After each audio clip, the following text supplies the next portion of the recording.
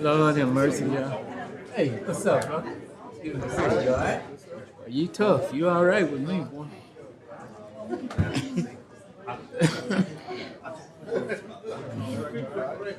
Thank you, brother. Appreciate it, man.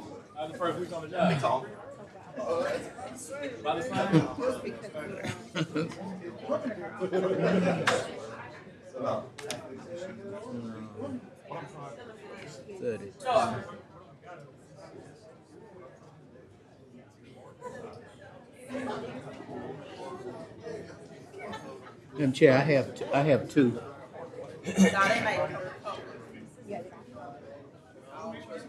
So that, I'm just. They use it.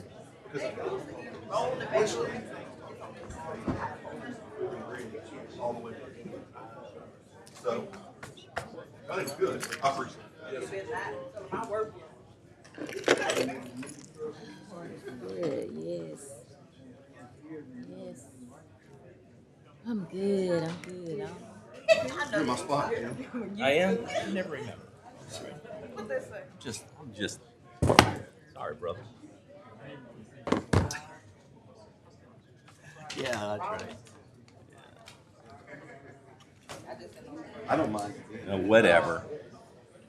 It's wrong to sign, so I'm saying where I'm sign. Give me that ball.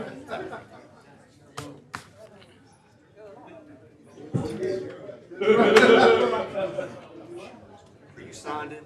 No, I We've been having that problem. I have a mouse. No, It's either that one or that one. I'm putting y'all cards. That's all I did. There it is. Thank you. Trying to mess me all up. I didn't touch it. I said I don't log myself. It makes sense. Where you gonna put me? I don't know.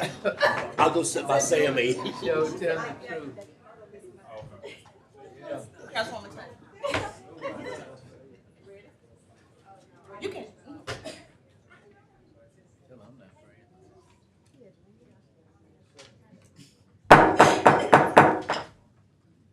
Good afternoon, everyone. The meeting of the Shreveport City Council is now called to order.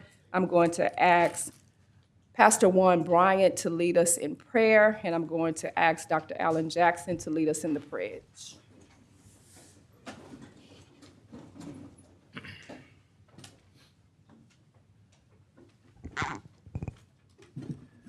Let us pray. Most honorable, loving God and Father, we say thank you for your presence in this place today. God, we pray over our city. We pray for the safety of our city, the prosperity of our city. God, but we pray mostly for all that you are to be present in this city. So God, right now, we pray for the leadership of this city. We pray that you guide and guard their hearts to where they may show the kindness as they continue to pass laws and do all the things that they need to do in this city. Let them always keep the poor of us, the small of us, the least of us in mind as they make decisions going forward. God, right now, we pray over all of our leadership. We pray your presence in our schools, your presence with our police officers and our first responders, God.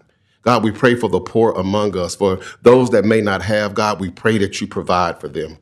So God, right now, we just say thank you for who you are. Thank you for all that was done on the cross.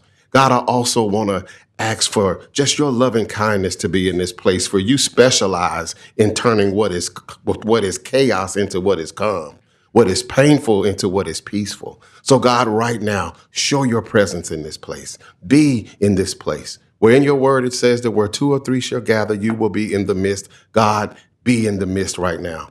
God, guard hearts. And we thank you for all your son Jesus did on the cross. And we embrace the Holy Spirit that you've left for us. So God, we say thank you again. We cannot thank you enough. In Jesus' name we pray. Amen. Amen. Please place the flag and recite with me. I pledge Pledge allegiance to the flag of the United States of America and to the republic for which it stands, one nation, under God, indivisible, with liberty and justice for all.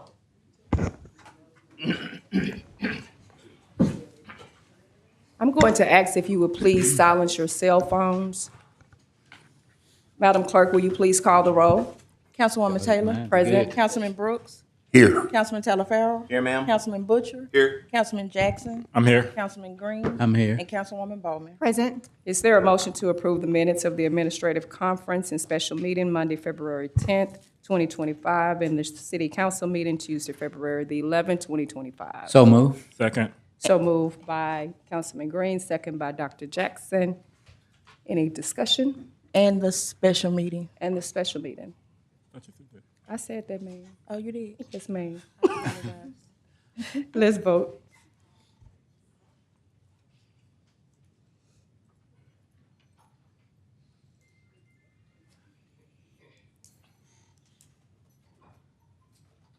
They won't let you vote?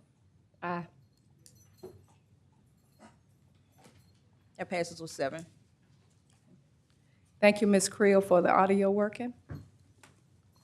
Does any council member have any awards, recognitions, or distinguished guests not to exceed 15 minutes? Madam Chair?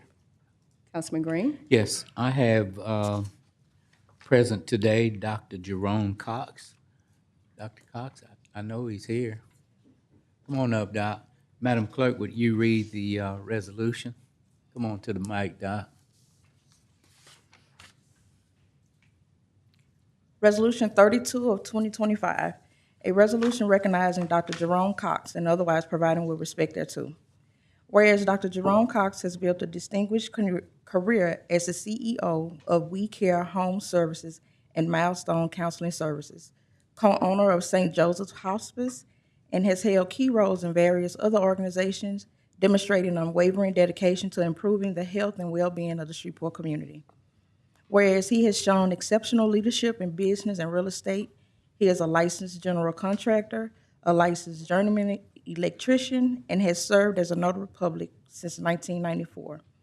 Whereas Dr. Cox served honorably as a decorated captain in the U.S. Army with distinguished service in Operation Desert Storm and Operation Restore Hope, earning multiple honors, including U.S. Army Bronze Star with Valor, Achievement Medal, Commendation Medal, and National Defense Service Medal, among others. Whereas he has constantly dedicated his time and talents to various local community organizations, including serving as chairman of the board for the City of Shreveport's Property Standards, United Way of Northwest Louisiana, Shreveport Boulder Exchange, and Shreveport Boulder Rescue Mission, as well as receiving an Outstanding Community Worker Award for Red River Natchitoches Parish. Now therefore be it resolved by the City Council of the City of Shreveport and due regular and legal session convened that the Shreveport City Council recognizes Dr. Jerome Cox for his dedication to service, leadership, and education, and his impact on the community of Shreveport.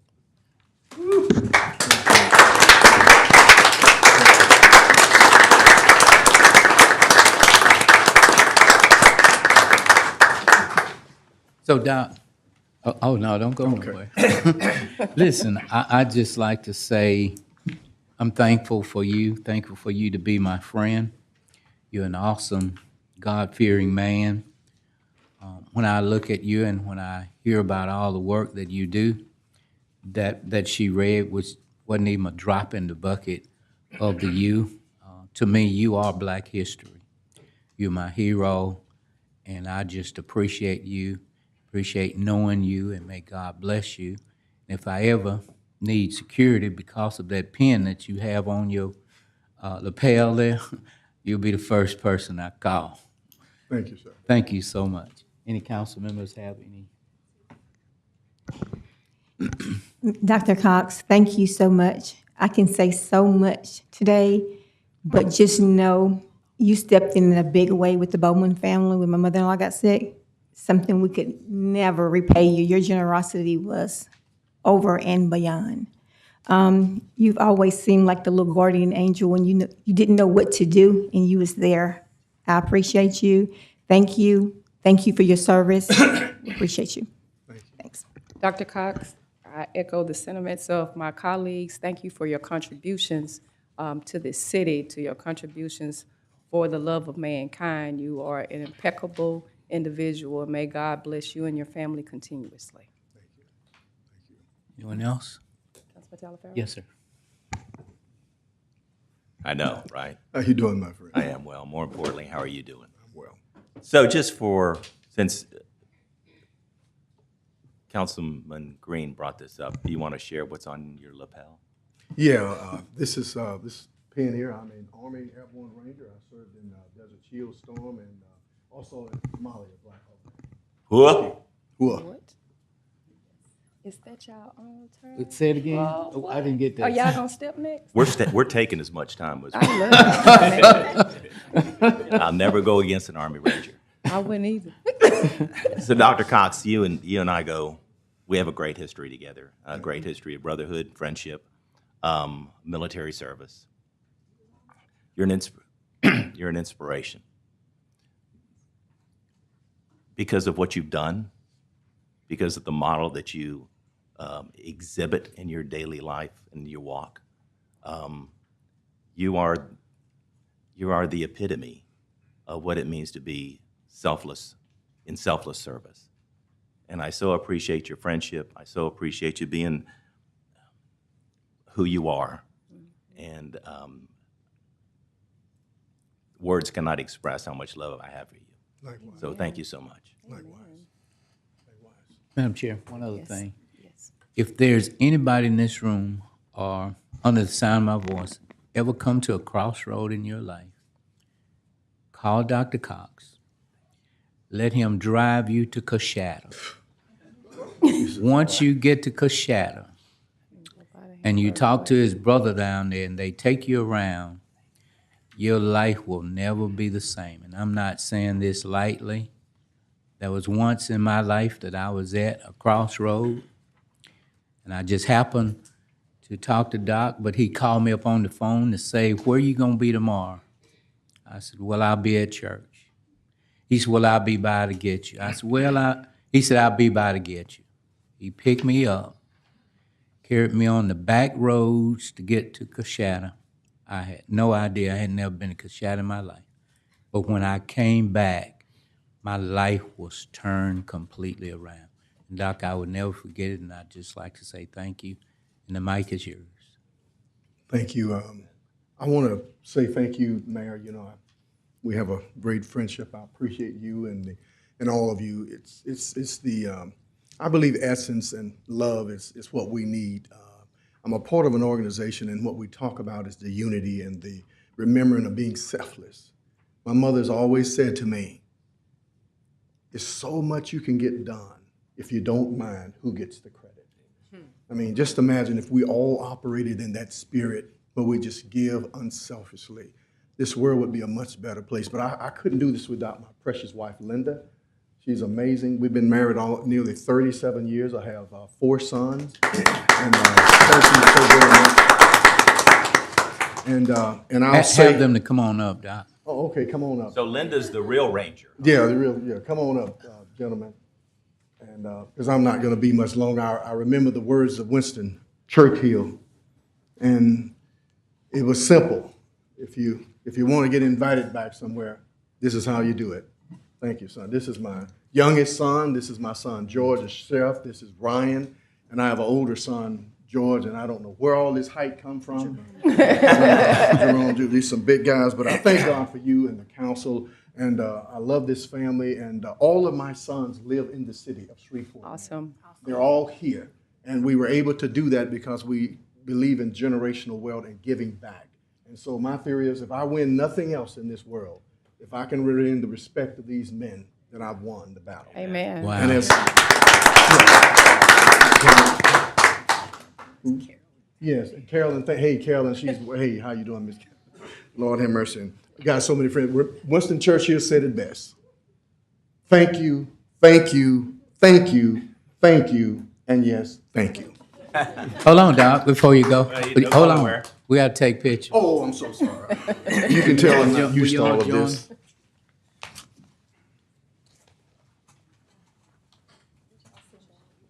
No.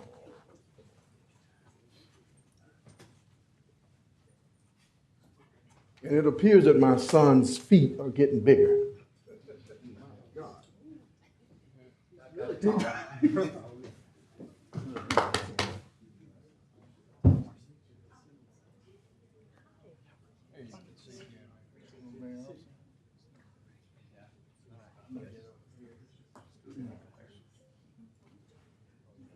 Doc, on behalf of the Shreveport City Council, we'd like to present this to you. And we ask that you would accept it in love. God bless you. Thank you so much. And since I'm the shorter person than me, I'm gonna just stand here.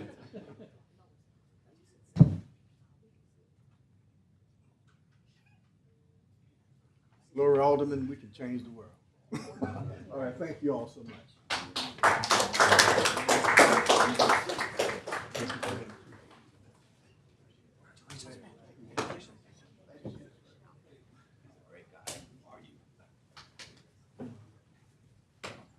Madam Chair, I have one more guest. Okay.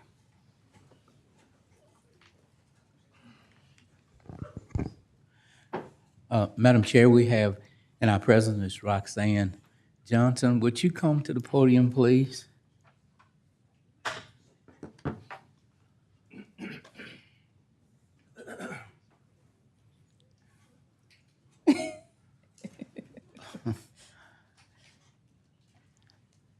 You can't have something to say to me because I had something to say to you. Go right ahead. The mic is yours. Hey, Roxanne. Hi. Hello. Hello, May. It's good to see you. It's good to see all of you again. You know, I was born here in I was born in New Orleans, so I was born in Louisiana. But I lived here in Shreveport for the last 25 years. But Shreveport is my home. And every time I leave and go back home, and I live at 6126, I was prepared for that little thing that I filled out there, Miami Street in South Bend, Indiana, I watch the city council meetings. And Pastor James Green, I've always loved you. Thank you. Always respected you. Thank you. And admired you. Thank you. But from a distance, I have heard when sometimes it's a little unbalanced here within the chamber, that you, Pastor Green, will bring the prayer into the chamber. And I am at home thanking God for the man and the blessing that you are to our city. Thank you. So I came here to say that to you, not knowing you had something to say to me. But I came here for a reason, because of course it's also Black History Month, and I am the proudest Black person that I believe is alive. And I was not here to celebrate when our chairwoman, Tabitha Taylor, and Ursula Brown made history by being the chair and the vice chair as women of color. But at home, I kept seeing that it said chairman. And so, of course, I had to go to find signs that would say Madam Chair and Madam Vice Chair. Wow. So I've got one. I have three, because of course I would not forget Stormy. I have one for her that says Madam Vice Chair. It is such a pleasure to be home, to see all of you. Thank you for everything you do. Thank you. Okay, now what did you want to say to me? You better make it good. I just want to say I love you and I miss you. I love and you. may God bless you. I love you and I miss you. And Thank you. I also want to let you know that I still have my bracelet. And I have mine on too. All right. Thank you. Thank you for taking good care of my city. Thank you so much. God bless you. I'm going to give these to Jackie. We have something to say to you. Can we at least say thank you before you run off? Yes. Thank you so much, for those 25 years that you've resided in Shreveport, Louisiana. We had the opportunity to sit under your tutelage and for you to be a remarkable mentor to us young ladies. So you've been very instrumental in our lives and helping us propel on this journey. So for you to come down here and do this for us means the world to me. Thank you. Thank you, Ms. Roxanne.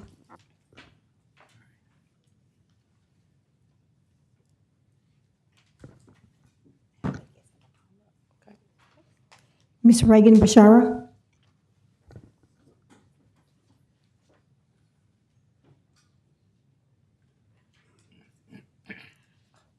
Ms. Good evening. Bashara, let us apologize to you for cutting off your time. Right. So you take your time. Thank you. I appreciate the welcoming. Coming back as a special guest, that's very exciting. So I appreciate and I want to honor the folks that came here to join me, to stand behind me. I do have folks who could not be here because they work and they couldn't get away from work at this time, but they are standing in solidarity with me and amplifying my message. I'm going to just continue where I left off on my last statement. My concerns about Shreveport's administration abound, as it has been with regards to public records requests for several years now. You may recall my essay in the Shreveport Times from June 2021, which has been cited in case law such as Kennedy v. City of Shreveport defendants. My findings support arguments that result in the city's settling of litigation without liability. This means taxpayer funds will continue to be spent because the Shreveport police refuse to comply with public records laws, while this administration and legislative body allow it. The city has adopted Next Request, a virtual portal through which we are forced to make requests to the administration and its departments. I say forced because contact with the city attorney's office, who is by public charter and state revised statutes, the custodian of the city's public records, goes unanswered. I'm currently waiting on a response from their office to review and copy records in person. The point of contact for the Shreveport Police Department, whose name appears on all public records requests currently searchable in the portal for queries such as SSN for social security number, DOB for date of birth, etc., is Brad Sotak. Officer Sotak is ignorant of or maliciously neglecting the state laws that protect the public's access to these records. Multiple records requests made by myself and other members of the public have gone unfulfilled and closed by Officer Sotak after his refusal to provide the records in accordance with state law and to adhere to the fees schedule set by the state. As I'm sure you all know, the city cannot be more strict than the state's laws, which permit review, copying, and provision of the records for no fees. Officer Sotak closes requests before they're fulfilled in violation of the Louisiana revised statutes.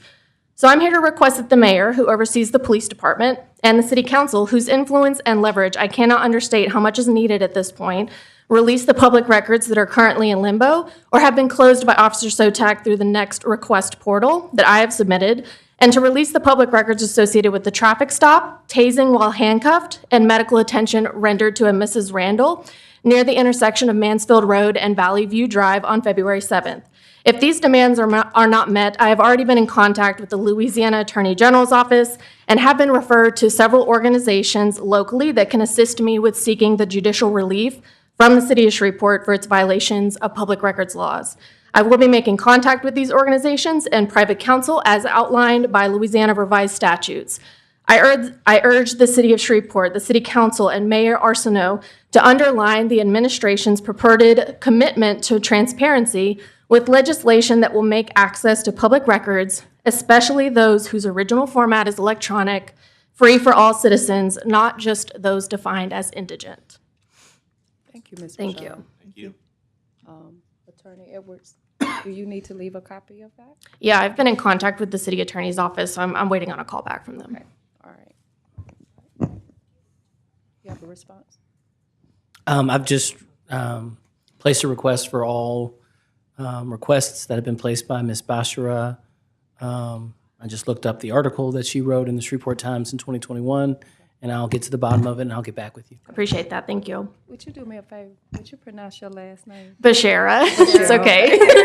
I have a difficult name to pronounce and spell. Well, I so. didn't want to say it incorrectly. Thank you. I thought- appreciate okay, that. All right. Thank you so much. Thank And you. Again, we apologize. Thanks. Okay. You. That's what you say.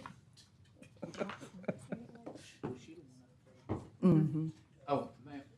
You have a bunch of apologies today. Ma'am, listen, I wore these glasses today so that I would make sure that I would never cut anybody else off, and I do apologize. Okay, thank you. Is there anybody else? Representative Stephen Jackson. I believe I saw him walk in. Sir, can you come up to the front? Thank you so much for coming to the chamber, sir.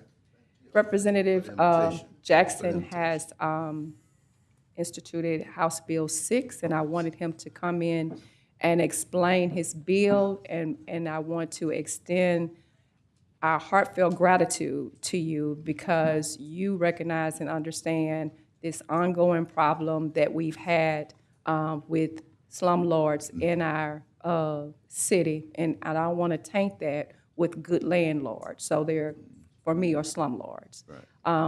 And the issues that we've had with them not paying their water bills and taking our constituents' money and also displacing them at the same time. So I appreciate you wholeheartedly for looking at and instituting legislation that could change this for a game changer for the city of Shreveport, and especially the problems that we have going on right now. So I want to give you the opportunity to speak about your bill. Yes, thank you, Madam Chairwoman, and to members of the council. Thank you all for your work that you do day in and day out, tirelessly, Mr. Mayor, your staff and your dedicated team. You know, public service is one of sacrifice and of time and treasure, because I don't know that people realize the treasure is less than the time, and we give a lot of time. But we don't do this for the treasure. And so I want to thank you all for your work that you do. House Bill 6 has been introduced, has been pre-filed for this session. It is in response to the situations that we have seen here in our city over the last 2 years with regard to landlords, what I believe is taking advantage of hardworking, honest folks who have kept their commitment, kept their part of the contract. This particular piece of legislation will take more of a criminal route than a civil route. I talked to Senator Jenkins on last night. He's going to pursue the civil route with regard to, I believe there was some conversation about liens.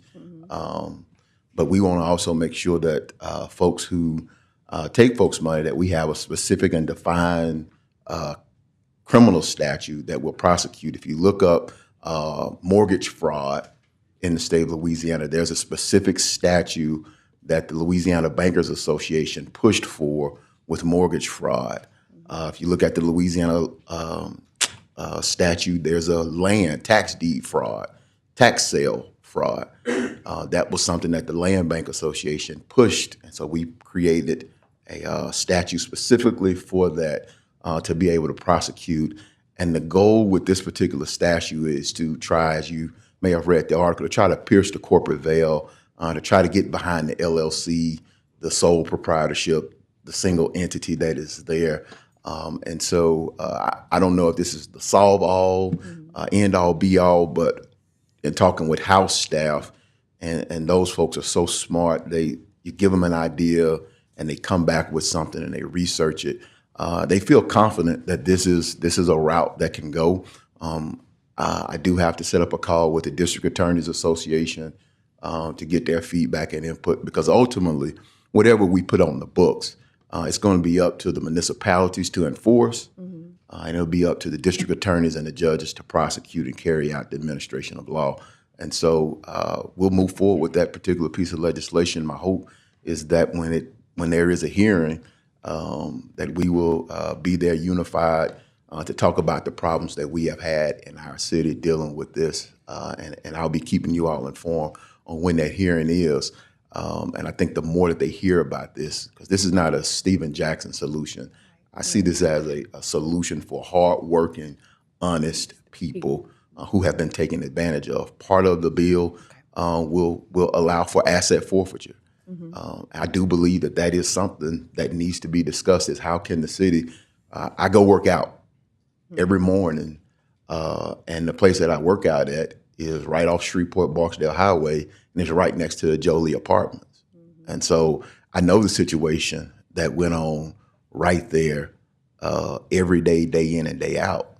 I think that municipalities should be able to take control of those assets, auction them off, or however process to put them back on the tax rolls in a contributing way for its highest and maximum use. And so the asset forfeiture and also the racketeering aspect of it, because this to me is a criminal enterprise. And I think people will see it and see the loophole in the law right now that, hey, if I just register as an LLC, I can get away with this. Right. And so I think that this is something, and it's not just in one place.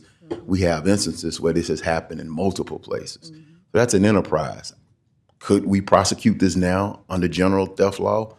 I have asked the sheriff's office to the white collar crime. They are looking into it. They have been out canvassing and talking to residents, getting complaints. I'm encouraging residents, if you want to sign up as a victim, you need to sign up as a victim because each complaint is a count. Correct. So the sheriff's office their white collar crime department is looking at it. I don't know if they talked with Shreveport Police about it yet, but I do know that the sheriff's office is looking into it. But we want to make sure that we give teeth to law, teeth to the judges and the district's attorney as they move forward. So I'm open for any questions. Madam Vice Chair. Representative Jackson, Yes. I want to say thank you. I commend you for stepping in and trying to help. I appreciate all the avenues because right now it feels like any which way we go, our hands have been tired. My constituents, we share some of the same constituents. We appreciate you. Thank you for just stepping in, doing something, trying to help. And thank y'all for sounding the alarm. Yes, Right. thank you. Thank y'all for sounding the alarm. Councilman Butcher. Representative Jackson, thank you. Sometimes we feel alone out here without state support, and I appreciate you stepping up and doing this because this is a real problem. And I want to make a statement about what you said about this being a criminal enterprise because I think in a lot of cases it is. I had privy to see an appraisal that was done on the Oak Meadows Apartments when this company sold it, and the appraiser wasn't even certified in the state of Louisiana, and which is a problem in itself. He was from New York, and he compared it to Champion Lake Apartments when it sold. So basically, what I think is happening, and I would like for the AG maybe take it a step further with that. I think what's happening is in a lot of these cases, these companies are coming in, buying them at a low price, turning around and selling it to somebody else that's within the company for an elevated appraisal value, which is against the law. So I think that your new bill will help us to be able to have tools to do that. And I just hope that the DA's office and local law enforcement or state, whoever, will come in because it is totally unfair, in my opinion, for people that have paid their rent to have their water cut off because these people are banking the money. And it's exactly what you said. It's a criminal enterprise. They're taking that money and not paying their bills. Correct. So thank you. Yeah, thank you. Appreciate it. Good. Representative Jackson. Thank you. Thank you again. Since 2021, you know this has been an issue for us.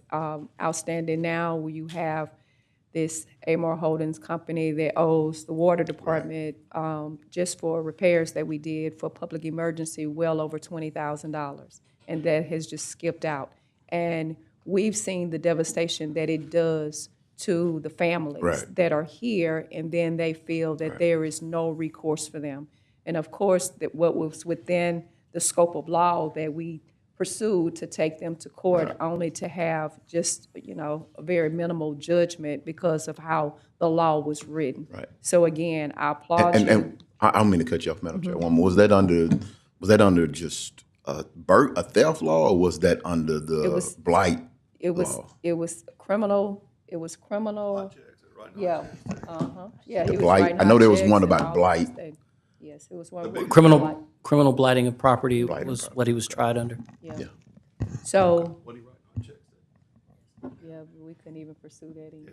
Yeah. Right. So Okay. again, what is outstanding? So you let us know, and then we will be in Baton Okay. Rouge, definitely for sure. But just wanted to tell you, thank you, and thank you for, unified working together for our constituency is so important. Absolutely. And let them have some level of satisfaction knowing that these people are not getting away with this. Okay. Well, be on the lookout for Senator Jenkins to Okay. drop a bill, We'll I let think, him know as more well. related aligned to Yeah. the lien portion that Thank has you, been and Senator discussed. Jenkins as well. We'll give Correct. him a Thank buzz y'all. down here as well. Madam Chair. Councilman Green? Again, Representative, I'd just like to say thank you because I have so many citizens who cry out to me, and I say to them that there's nothing that we Right. can do at this point in time.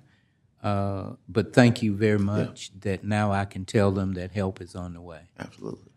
And Thank you y'all. You said, again, that you had spoken to the sheriff, so I would say to the citizens that have been affected by Right. this, to contact the sheriff's Yes. white-collar crime. Yes. So their names can be added to that list, and if you all know anybody that's been affected by this, please let Right. them know and to share that on your social media platforms, so we can get that out there, and that just adds more teeth Yes. to what it is that Yes. needs to 'Cause be done. each count, Yes. each individual is a count Yes, of theft that they Okay. can charge them on. So very good. thank y'all. Appreciate it. Okay, Madam thank you. Chairwoman. Is there anybody else?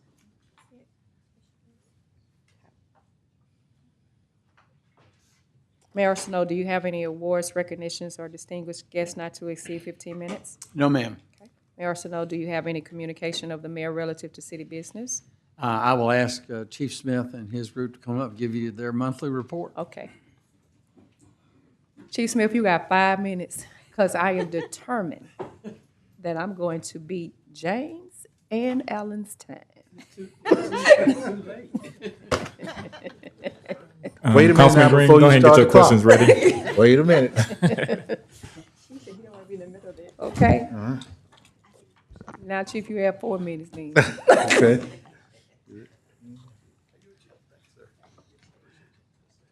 If everyone has your copy, we're ready to proceed. Chris?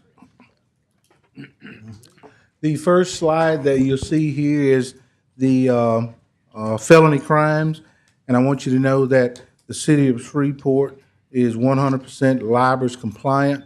That means we brought our systems of reporting our crimes up to date and in line with all the others across the United States. We've achieved that 100%. We're really proud of that. The sex crimes, as you see, are slightly down, around 1%. Vehicle thefts for the year is down 27%.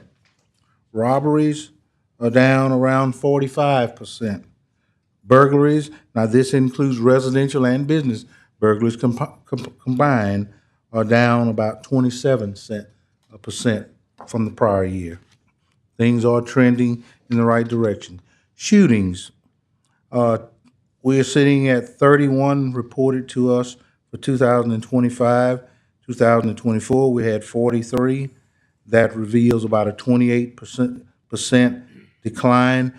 And as you can look at the graph that you see on the screen, over the course of the past few years, there's been a constant decline in reported shootings.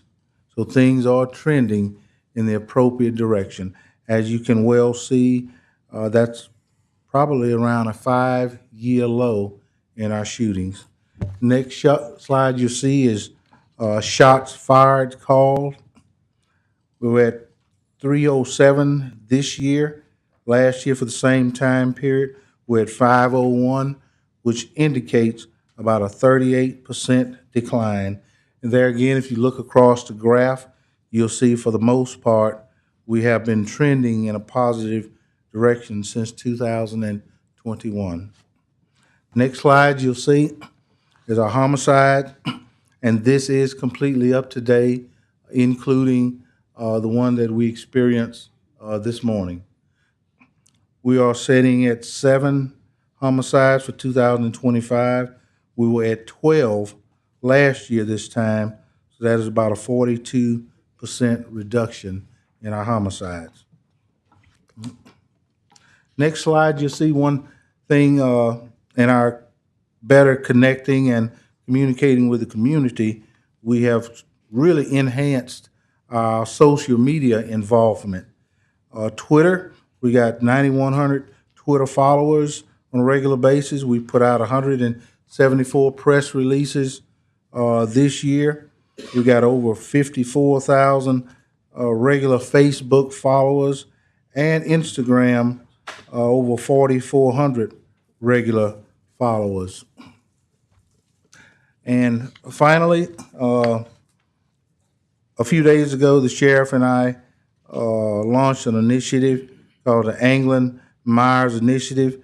And you hear me quite often say how beneficial it's been to embrace technology with our cameras around our city. This initiative does just that. It encourages others, private industry, private businesses, to get involved in that initiative and actually purchase cameras.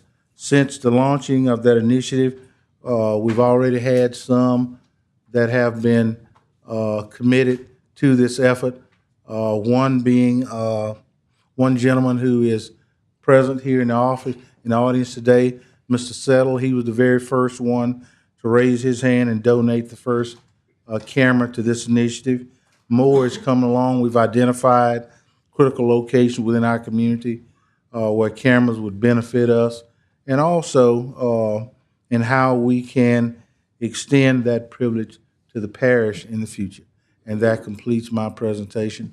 Tend to your question. Did I make it in 5 minutes? 4 minutes, 31 seconds, exactly. Thank you, Chris.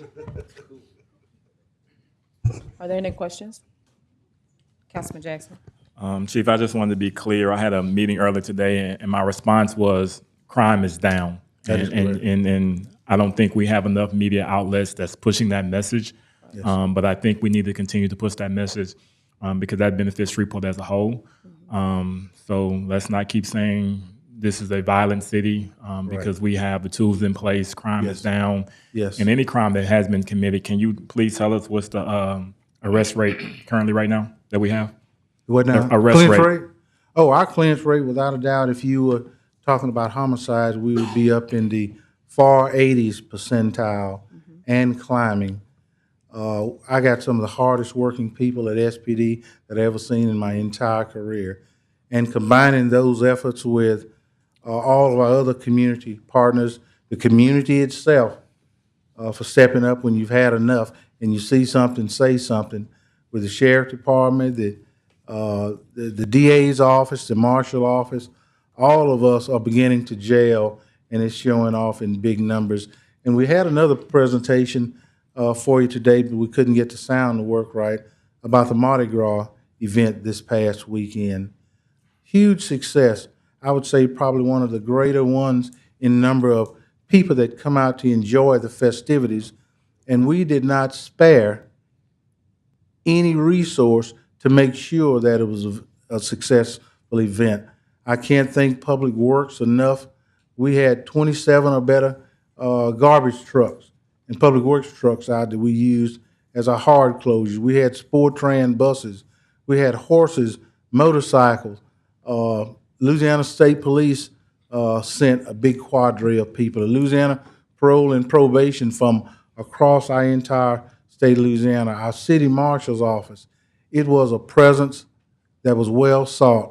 Our technology, all our trailers were out, and we had our drones in the air. Bossier City, Bossier Sheriff Department sent over their help. We had our armored vehicles out. We put everything out that we had, and we were well prepared to make the best attempt to neutralize any threat that could have been posed upon our parade goers. So thank all of you so very much for your support in helping us to get where we need to be. Councilman Butcher. Chief, I share this with you all the time when we talk personally. I think that a lot of times the public just hears exactly what Councilman Jackson said, all the negativity, and it's scary. I mean, it is. And you need to watch your back regardless of where you're at, whatever city you're in. Yes. But I think that I look back and I think about where we started 7 years ago, Councilman Green, and where we are now and the resources that we had. And it's not because of us, it's because of the taxpayers and them trusting us to do what we felt was right. And you look at these numbers, and these numbers prove that the crime is down in Shreveport. It's just a fact. And, you know, the engagement that the police department has, do we have room to grow? Absolutely. Do we have things that we could do better? Absolutely. We always do. But that's one thing about you as chief. You always take that to heart, and you do try to do better. Absolutely. But I want to thank whoever, I'm assuming it's Corporal Borderline, I don't know, but and the fire department for that matter.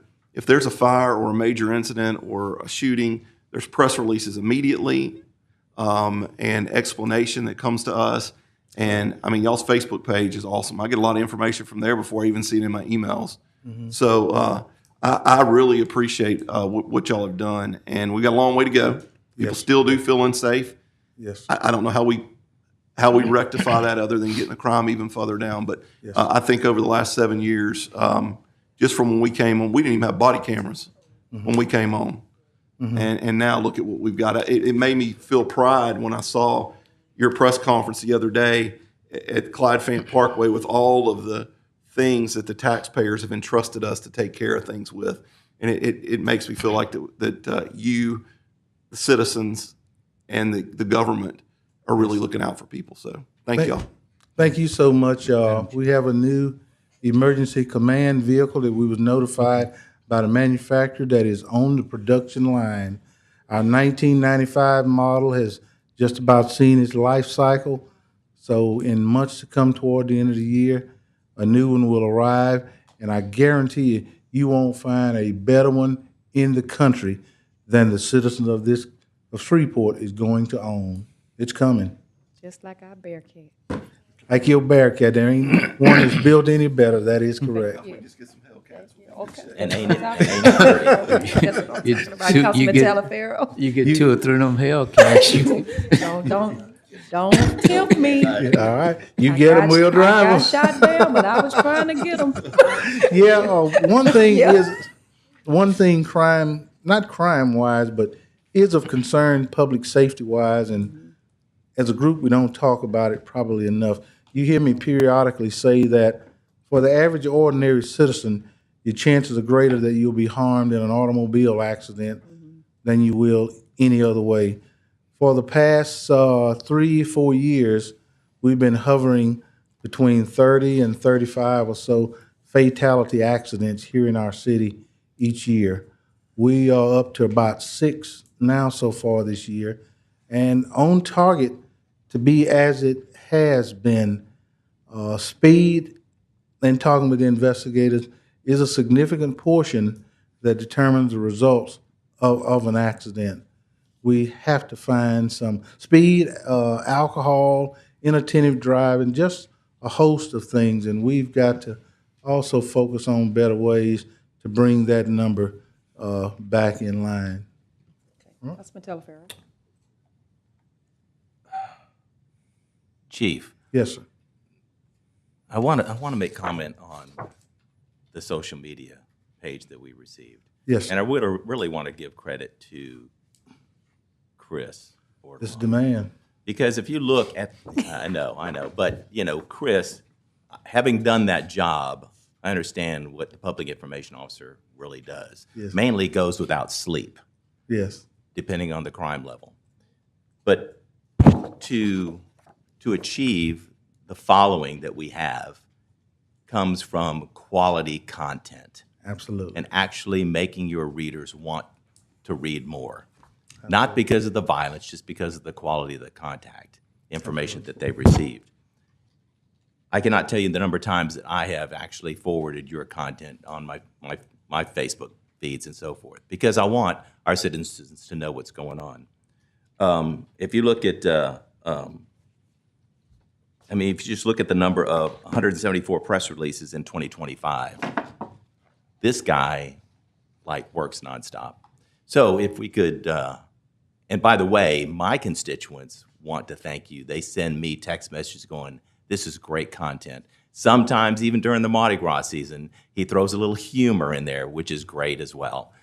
So I really want to congratulate him for doing an outstanding job. And I also want to thank his family as well. And that, excuse me, and that it's because of his efforts, that Absolutely. we are kept informed and our citizens are kept informed. And we really, really appreciate what you do. Thank you, sir. Good Thank you, job. sir. Good job. Councilman Green? Chief, I'd like to commend you all for doing a great job. And also, I was just wondering if you all had any money in your budget as to getting some commercials, or maybe Mr. Dark, he knows how to make money.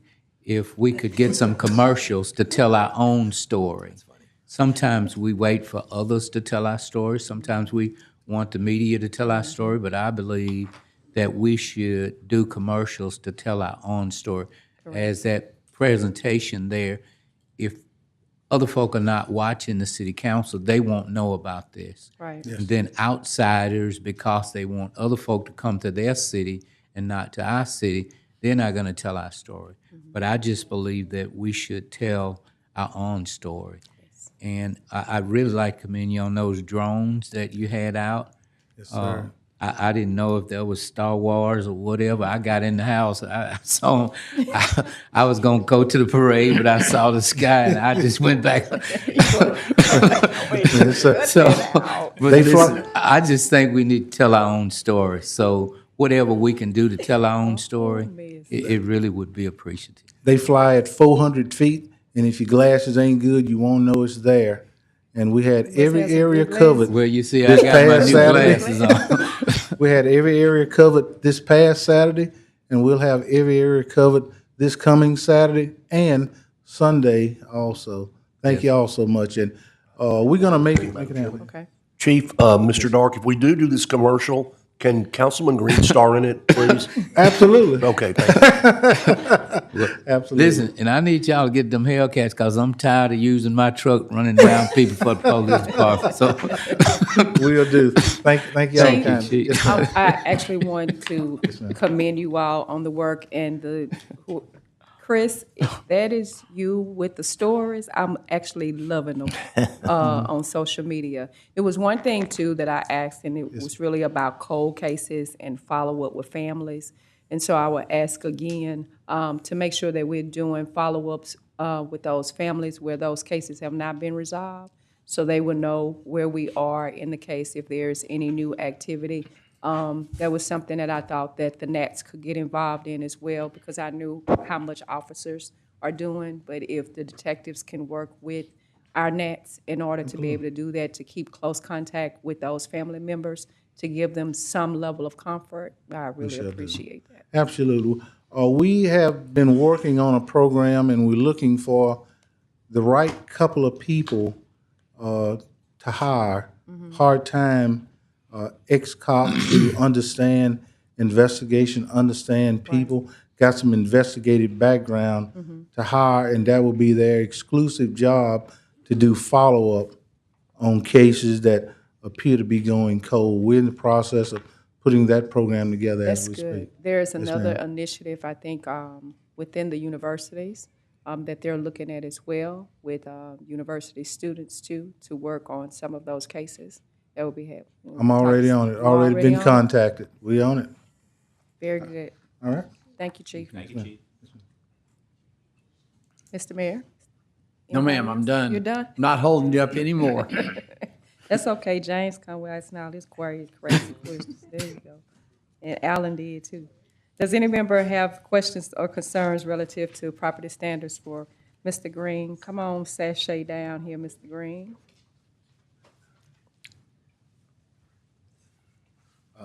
I'm gonna invite Chief White up if he would like to just come up to the mic.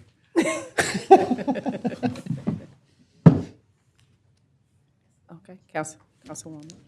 Just want to thank you for the demolition on Judson. It's been a long haul. I appreciate you. Thank you. Yes, ma'am. You're welcome. Councilman Jackson. I'm just gonna pick on you, Mr. Green. Can we get a nice little report like Chief brings on how many properties you didn't turn down, places you didn't cleaned up, just so we have a visual? I'll have it for you tomorrow. Tomorrow morning. Looking now. It's already ready. Next that. meeting will be fine, but I appreciate you. Okay. Thank you for Pier Avenue. You're welcome. Appreciate that. Thank you so much. Okay. Madam Chair, Yes. thank you for Line Avenue. That was a quick turnaround. Yes, sir. That trash was just completely out of hand, and I appreciate your efforts. Thank you. Yes, sir. Anybody else? Okay. Thank you so much. Mm-hmm. Mr. Jean provided a master plan committee report yesterday. Everyone should have received a budget to actual financial report. Public hearing, there is none. Madam Clerk, will there be any legislation? Is there any legislation to be added today? No, ma'am. Today, we will hear public comments on agenda items only. Please state your name and your address for the record. Madam Chair will control the time. You have 3 minutes to speak. Sammy Mears.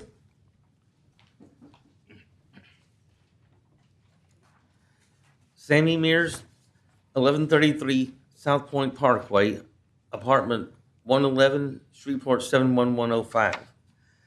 Today I speak on a resolution 9A 31 and 32. I think it's a great idea supporting for the House of Bill on the Louisiana regular session by Representative Stephen Jackson. About the funds and about the owners, this has to be taken care of immediately. Also recognize Dr. Jerome Cox. I may not have met him personally, but I think I did see him earlier, even here at the podium, and we got to at least say hello for a moment. Anyway, I'd like for you to vote yes on both of these resolutions today. It would really be appreciated. Is he still here? Yes, he's right back there. Well, I'm not. Okay, good. At least I won't have to disappear. Thank you. Fred Kent.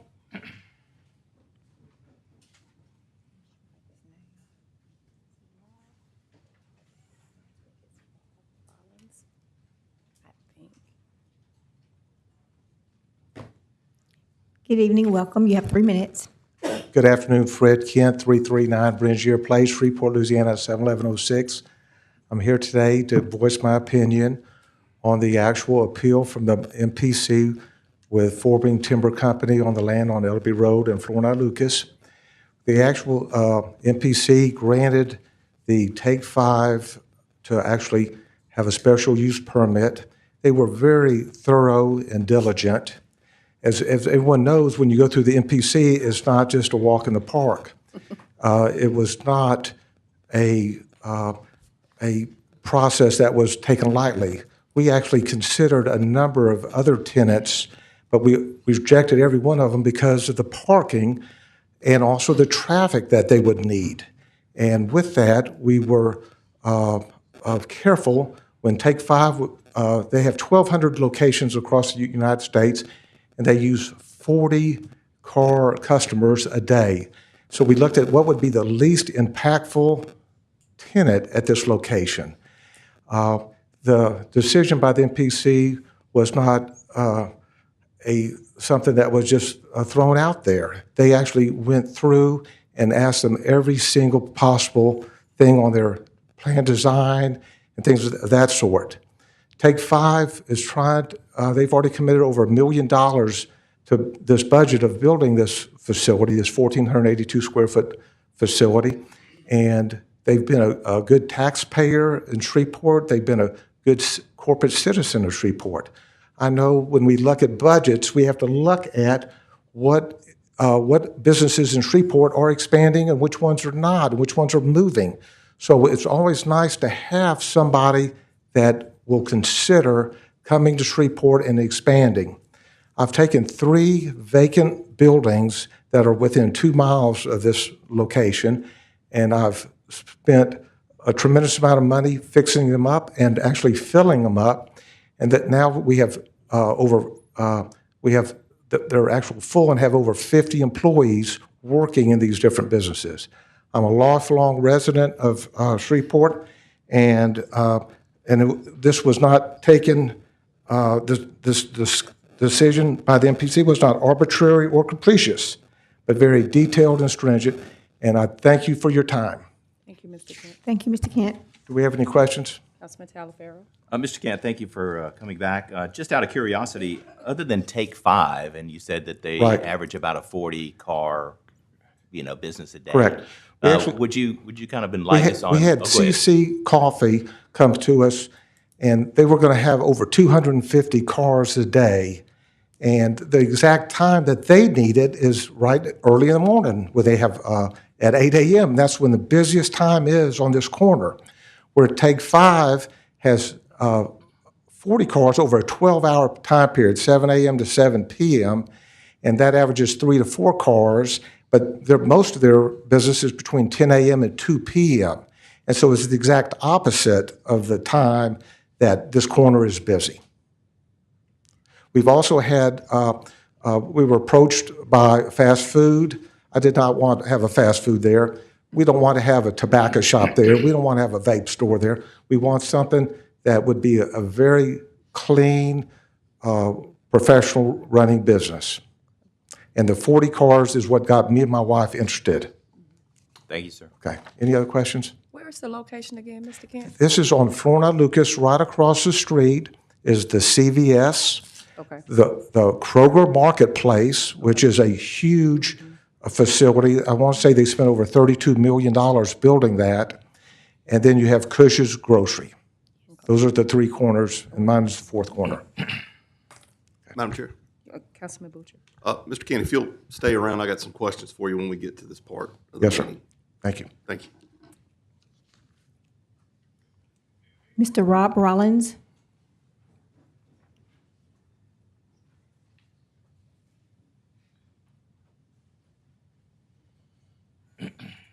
Hey everyone, Rob Rollins, 1324 North Hearn Avenue, Shreveport, 71107.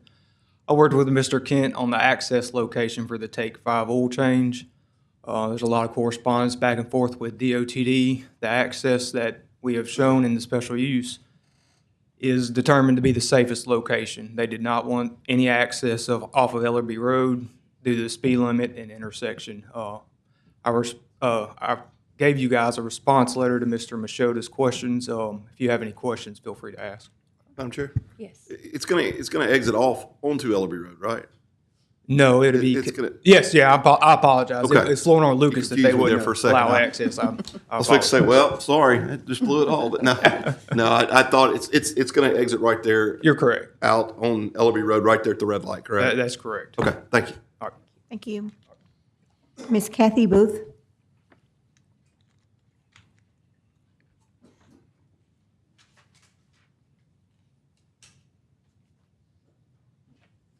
My name is Kathy Booth. I live at 10,006 Winding Ridge Drive, off of Ellerby Road, in Shreveport, 71106. And when I heard about this, I was a little bit concerned because I drive that intersection several times a day normally. And at different times, it can be really crazy. Like a lot of intersections in the city. But what concerns me about this one is that you're going to have, because both entrance and exit are going to be on Ellerby, and this is an area, it's a south of that intersection is residential, and you've got elderly people like me, I'm getting there anyway, whose reaction time slows. I mean, it's a fact. Our reaction time slows as we get older. You have tons of teenage drivers just learning to drive, and they're going to have to be able to deal with people heading south on Ellerby, turning left in front of them while they're coming down that hill. Speed limit's 45, but let's face it, how many people really drive the speed limit? I mean, I see people driving 50 and 55 all the time on this. I'm 2 doors from Ellerby, so I hear lots of wrecks, not from that intersection, that's too far away from me, but still, I mean, wrecks, you have more wrecks. I don't have statistics to prove this. This is just a common sense thing. I would think that there would be a whole lot more wrecks there. And I'm just really concerned about the lives of particularly young drivers, young moms who were taking their little ones to daycare or Mother's Day out or picking them up from preschool and going through that intersection. It just really concerns me about the potential for accidents. And Chief Smith, when he was speaking to y'all, talked about, you've got a lot of, fatal accidents. There's more and more buildup just west on Flournoy. There's been some land cleared. I don't know what they're doing there. Y'all might know. But I would imagine that whatever they develop there is just going to increase the traffic through this intersection. So and I actually sent a letter by email to the council, all those, but when I heard Chief Smith's report, it really concerned me. Thank you, Ms. I'm Booth. concerned. Your for time has people. expired. Thank you. Thank you. Attorney Ron Machota.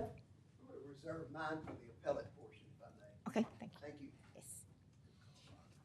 Thank you. Jordan Schroeder.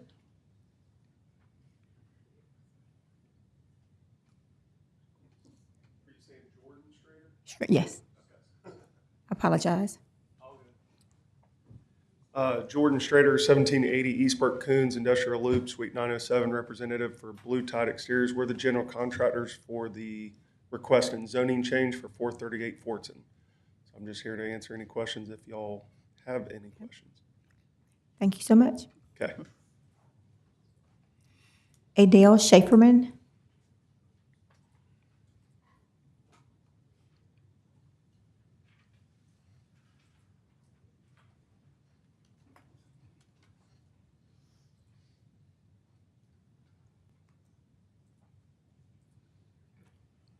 Good evening. You have 3 minutes. Adele Schaeferman, 346 Corinne Circle, Shreveport, 71106.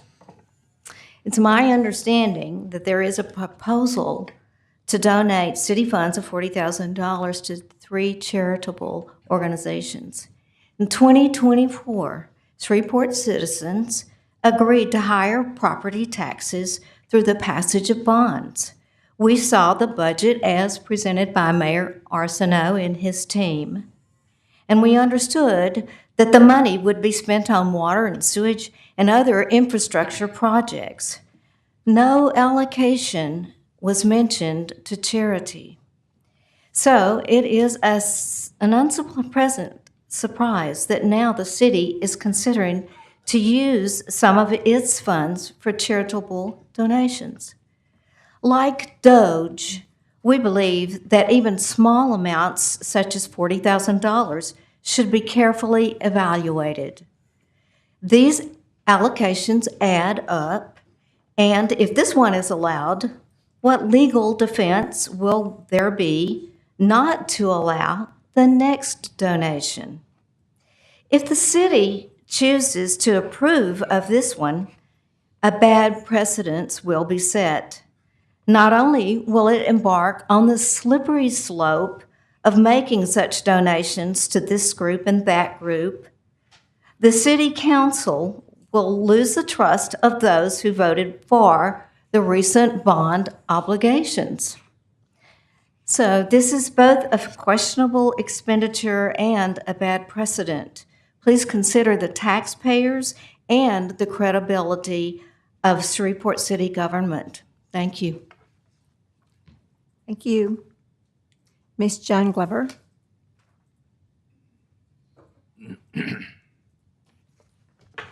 Good evening, Madam Chair, councilpersons. John Glover, 9100 Walker Road, apartment 217, Shreveport, Louisiana, 71118. Yesterday, when I took to the podium to address Resolution 38, I asked a simple question. What processes or procedures were undertaken to address the issuance of the dollars that were noted in this resolution. I did hear comments to the effect that it's been done this way. I also heard that we had already voted for this in our December 2024 approval. You, the council persons, did. Well, I did a little research beyond what I had asked on yesterday to just see exactly what was going on, looking at both your budget as well as the Riverfront budget. And the Riverfront budget was the only budget that had, other charges. There were 4 different line items of those other charges. Well, 2 of them would not suffice to address what you all are asking or anticipating in doing with Resolution 38. But there were 2 others that did, one that had more than $1 million, and I think another one had like several hundred thousands of dollars. Now, my comment was not to discredit or disclaim, but to gain an understanding of how it was that these particular, or any, but these in particular, were chosen. Because if there's no practice or no process, and the charter does not dictate any, because I checked it too before I stood before you all, it was not for me to be received as one that may be your enemy, because I'm not your enemy if I ask you a question to just explain a situation or a circumstance. And I feel like, too, just because we do things, if they are questionable, maybe we shouldn't do things. I've always stood by, I learn better and I do better. And I'm just asking, again, the process procedure that you all undertook, aside from the comments that were made, that has always been this way, and the budget had already been approved. Thank you.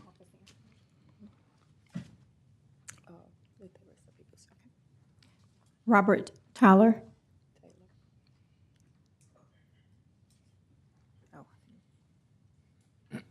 Taylor, I apologize. I couldn't read your writing. Okay. Robert Bershon, 1722 Harvard Avenue. My dear friend Mitri was senselessly murdered this morning on his way to work. I will be saying happy birthday to his little man, but after such a traumatic event, I don't even know if that's appropriate. It's children like his who have lost both parents who are most vulnerable to the harshest elements of society. These are the very children organizations like Best 13 fight to protect. There's a lot of misinformation about who we are, what we do, and what we've accomplished. So today, in the spirit of transparency, I'm here to set the record straight.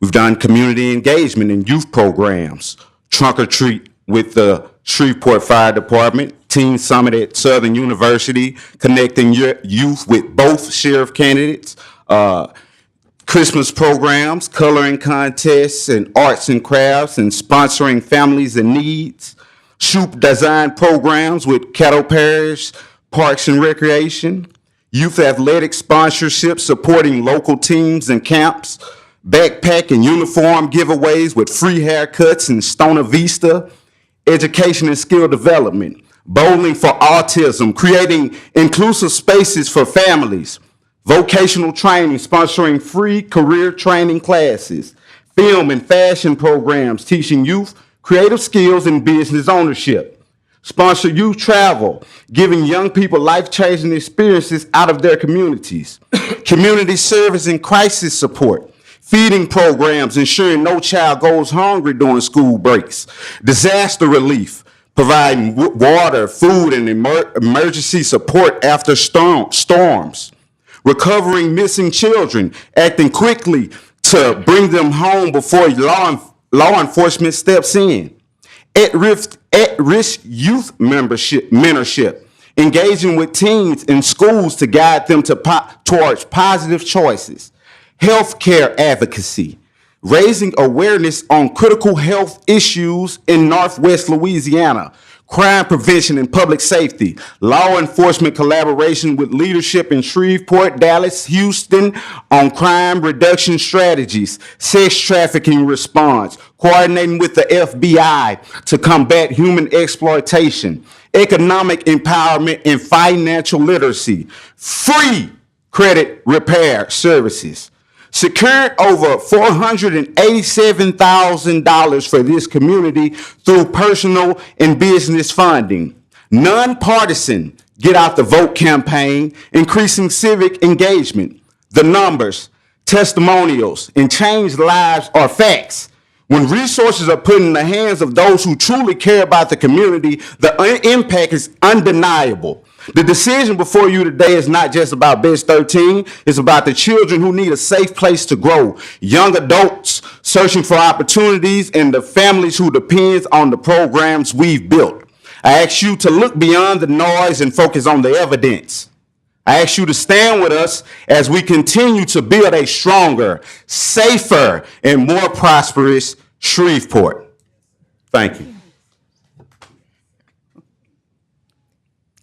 Lyndon B. Johnson.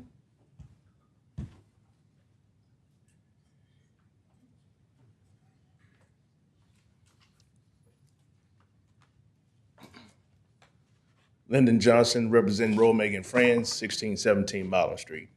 Here today to try to clarify some differences between Romega and Friends and Romega Chapter. Romega Chapter is a chapter of Omega Psi Phi fraternity. It's a group of men in the Shreveport area that have been here since 1923 when we were chartered.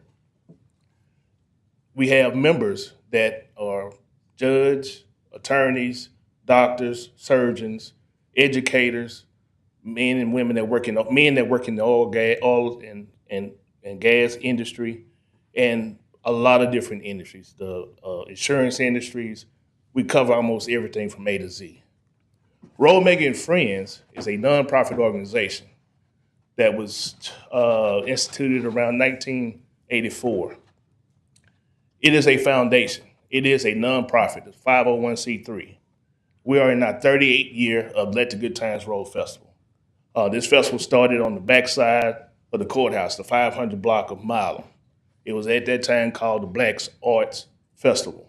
It has grown since then to now that it is called the Let the Good Times Roll Festival. In 38 years, we have put this festival on. This festival brings music to the Shreveport area, using our local bands.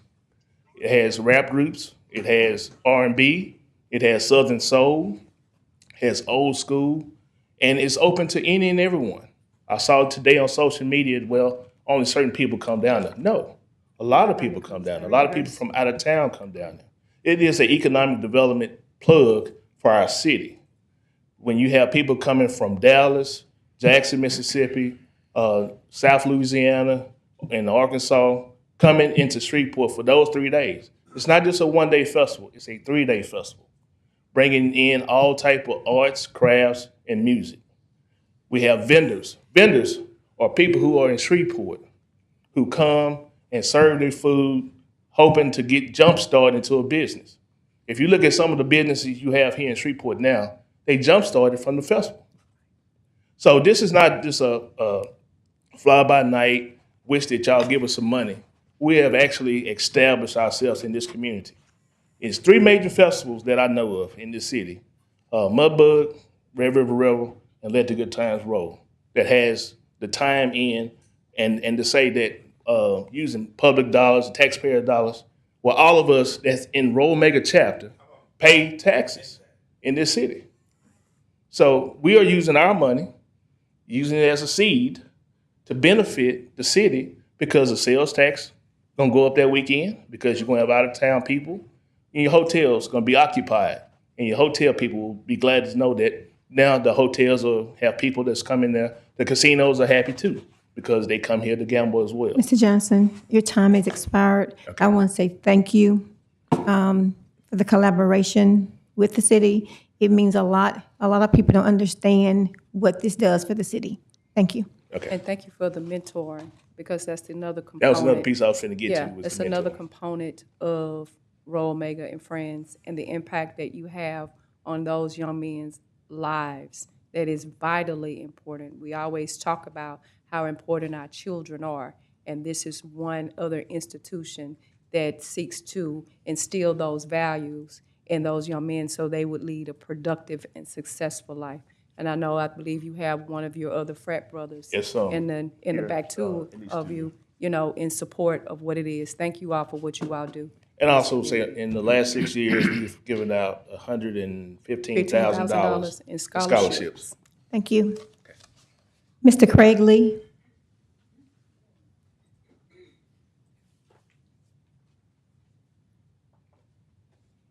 Craig Lee, 1112 Prospect. Elon Musk, Doge. See, it's obvious right now as the person came up, she doesn't even understand the process. Because Shreveport Regional Arts Council gets money from the city of Shreveport. There are several. $300,000 a year. Exactly. See, we have people who are now new to this game. They're neophytes. And, Elon Musk has inspired everybody to now want to come and talk about tax revenues. But I have no problem getting into this because we can peel the layers back and we can really see who gets the money from the city of Shreveport, because the majority of them are white organizations that get millions of dollars of money. And even though they get millions of dollars, some of them actually do good work. Because at the end of the day, the city of Shreveport can only do so much. So we have to have partnerships with NGOs to bring tax revenues into the city. One of the easiest ways that you can generate resources in the city of Shreveport is to bring in tourism dollars. Most of these people who are talking have never served on the Tourism Bureau committee. They don't even know how any of this actually works, to be honest with you. Because at the end of the day, the number one revenue source for most people in cities to generate is tourism dollars. And so you have to have entities like Roll Mega and Friends, Best 13, organizations that's actually going to roll up their sleeves and do work. And most of these people we're talking do no work. And so that's the bottom line. I advocate for all nonprofits who are actually doing work because that makes the totality of the city of Shreveport. And if we now have this type of activity going on with people who don't even know how the process of local government work because they're new and Elon Musk has inspired them and deputized them to go and check on waste, fraud, and abuse, they probably should start to look at purchasing department with a lot of contracts that come in for millions of dollars. And there's a lot of fraud and abuse, yes, but it ain't because of nonprofit organizations. So I just want to encourage this body to continue to support Proposition 38, Resolution 38. I'm in full support of it. And Best 13 is my client, and I am so proud of them. Thank you. Thank you. Ms. Irma Rogers.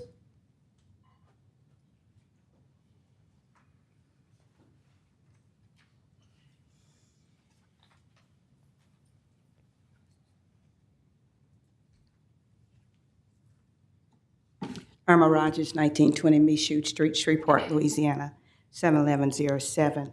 To Chairwoman Taylor, my councilwoman, Vice Chair Bowman, and to all those assembled, the mayor and your staff. As one of those organizations, or as president of the Martin Luther King Community Development Corporation, which may be one of those organizations who benefit from the Riverfront Fund. More than 20 years ago, I think this fund was developed when then Councilman Calvin Lester was our council person to help to assist with some of these grassroots organizations as ours. These funds, not only to help to assist with nonprofits, they help to assist this city. The cleanups, Mayor, if you all would check back about 20 years, MLK CDC came in number 1 or number 2 in cleaning up trash and debris within our area. We have helped to train other organizations within this city how to do it. We have one waiting now to do a cleanup on March 22nd who've asked for our help. We have a copy of all of our annual programs, 10 to 12, and not only that, we assist other organizations to help them to understand how to help bring down crime in their city. We take the NIP funds seriously. We always have. We took the training. We did all of that. So to say that our taxes, I pay taxes on about 9 to 10 pieces of properties within this city. because of the businesses and the properties. So work is work. Talk is talk. If you come to where we are and ask, we can give you copies, and we do have receipts. One of the schools that we've helped to tutor since 2021 has come up 14 points. They're 2 points away from coming out of F status. Now, one of the things that we might need to discuss, I wish our state representative was still here, is that change that perspective, but I'll take that to the CPSB, the Cattle Parish School Board. Because when we were at 1-star, 2-star, and 3- and 4-star schools, nobody worried about choice schools. When we went to A, B, C, D, and F schools, that's when it became a problem. And that's when they disenfranchised most of your neighborhood schools. So any questions about the Martin Luther King Community Development Corporation, see me. Thank you. Ms. Rogers, I want to say thank you for the partnerships. You don't only talk the talk, you walk the walk, and I love it. Thank you. Councilman Green. Also, Ms. Rogers, I really appreciate you talking about the scores, because what happens is, let's just say a school today need 3 points. And so they do 3 points. But then the folk down in Baton Rouge has moved it now to 7 points. Yes. So you will never catch up, because he who holds the goal makes the rules. So therefore, it's sad, but it's true. You will never catch up once you get behind, because every year the mark is going to be moved. And so, as Martin Luther King says, when a runner is behind, how does he catch up? Somebody say he runs fast. No, you got to run twice as fast. And so what you all are helping us to do is to run twice as fast. Thank you very much. Yes, 2 of those schools did come out of F status. They're in D, and they're 2 or 3 points away from C. And J.S. Clark is this close to being a C school, this close. Yes. We never get the... Right. All right. That's it.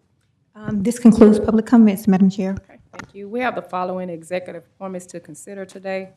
Local Workforce Development Board, Shakidra Evans, William Upchurch, Dennis Esom, Assistant Director of SPAR, Charles Himes, Division Manager, Administration SPAR, Esther Whelan, Assistant Attorney Eli Bell, and part-time Assistant Attorney Emmanuel Billy. Madam Chair? Yes. I'd like to make a motion to postpone all of them. Okay. Motion to postpone by Councilman Green.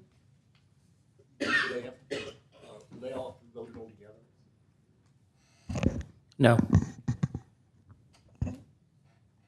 Repeat the motion. Second. Okay. So the motion to postpone by Councilman Green, second by Councilman Brooks. You had a question? I have a question. You have a question? Councilman Green? Attorney Edwards, I see that you have one assistant attorney, one part-time assistant attorney. But as we spoke a few weeks ago, I asked you, when were we going to have a person for the council as minutia, whereas she's gone and she's not coming back.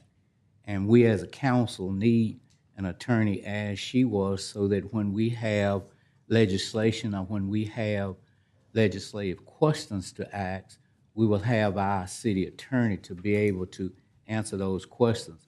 As it stands now, all of the burden is on you. And so my question is, and of course you had said to me that whoever you were looking at would not be suitable basically for the council because they would not have that type of knowledge.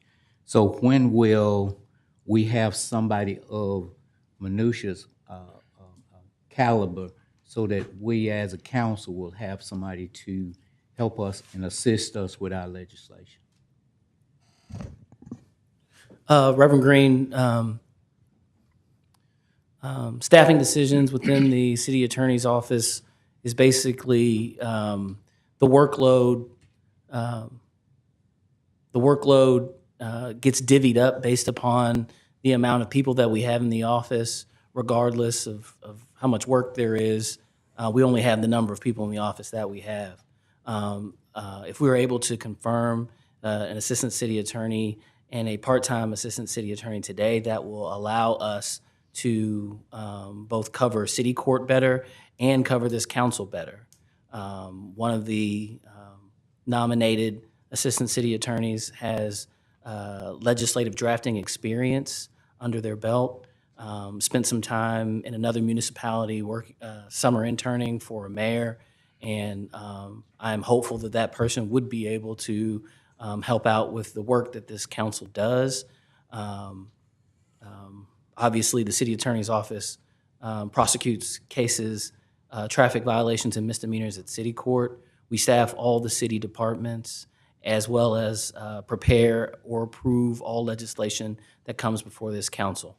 And allowing us to, or confirming the nominations to the city attorney's office, both of those nominations would help us better serve in all three of those areas, including this council. Yeah, but of course, our conversation, I specifically asked, would whoever you're looking at, will they be able to assist us in the capacity that Manushka was doing? And you specifically said no. And of course, I know you're working hard and I know y'all have a workload, but I just believe that this council needs an attorney so that we will be able to have our legislation suitable to what we would have. Thank you, Madam Chair. Okay. More discussion? Okay, Councilman Brooks. Attorney Edwards, so to follow up on what Councilman Green said, are you trying to find someone to replace Manushka, her responsibilities before she left? Yes, we're trying to find some people to replace those responsibilities. They may be reshuffled, but in terms of drafting legislation and those sorts of things, there is someone who is before you now who has that skill set. I don't know if I would put a brand new attorney in the horseshoe on March 1st. However, I certainly would lean on the drafting ability and the research ability and the other aspects of Manushka's, of the responsibilities that fell to Manushka prior to September 30. In addition to council, attorney Gracia Degage covered the finance department. She covered the Downtown Development Authority. There were a lot of pieces to that puzzle. And although it won't be an apples for apples switch, there will absolutely be responsibilities divvied up between any new attorneys into the city attorney's office that will help serve this council. Thank you. Councilman Butcher. I just want to say that you've always answered my phone call since Manushka left, and you've always been extremely helpful. But I think that this has always been an issue for the council, that we need our own, there's actually a charter issue with that, having your own attorney. I would like for us, if possible, for you to start looking for somebody that has the experience to put in specifically to help handle the council stuff. I think that relieves you because you have a lot of responsibility. And but the council, and you've done a great job since Manushka's been gone. Don't get me wrong. And like I said, even on weekends you answer my phone calls, so I appreciate that. But I would like to see us start moving towards having a specific person that has some experience, because really since what was her name that was here when we first got on the council? Karen Strand. Since Karen Strand left, we had Danielle, and she did a good job. But we really, Karen kind of taught me at least the role of what the city and the city attorney was. We really haven't had, Manushka did a good job, but she wasn't as assertive as Karen. But there was some age difference. So I would like for you to look for somebody that's got a good bit of experience, and if we need to pay them a little bit more to help us, because we're headed towards a direction with this charter review, and you were in the meeting, that we may end up wanting to get our own attorney. So, I mean, I understand what everybody's saying. I just think that it would be nice to kind of have a little bit of somebody that has some experience. So. Call for the vote.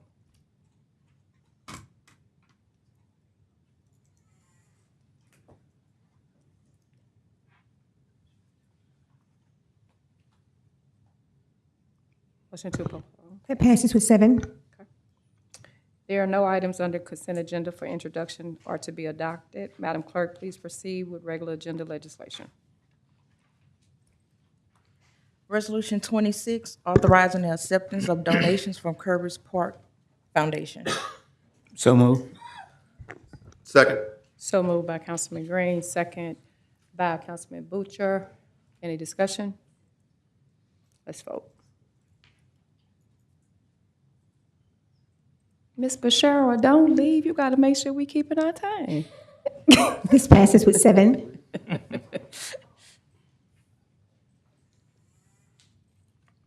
Resolution 27, authorizing the use of certain equipment by North Shreveport Business Association. So moved. Second. So moved by the chair, second by Councilman Butcher. Any discussion? Let's vote.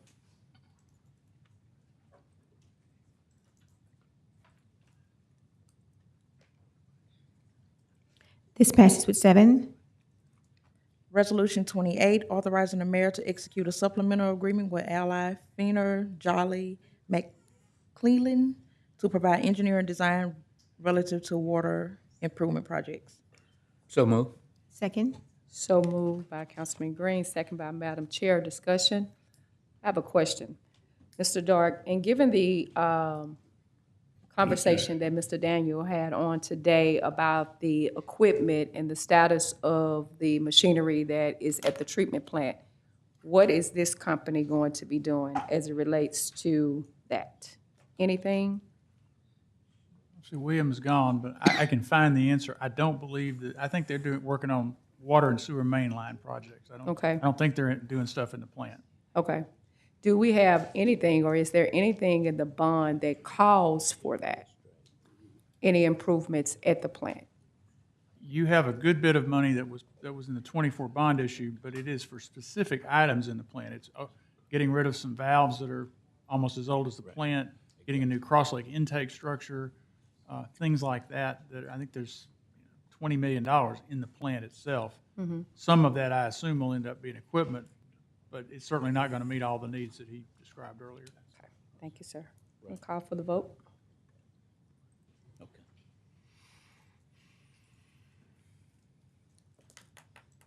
Oh, I made the wrong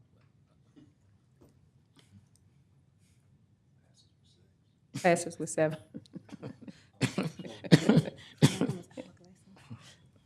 Resolution 29, authorizing the mayor of the city of Shreveport to execute a lease amendment which will extend the primary term of state agency lease number 2205 with Citizen Acquisition LLC and CEP Acquisition LLC for an additional 2 years. So move. Second. So moved by Councilman Green, second by Councilman Talaferro. Is there any discussion? Let's vote.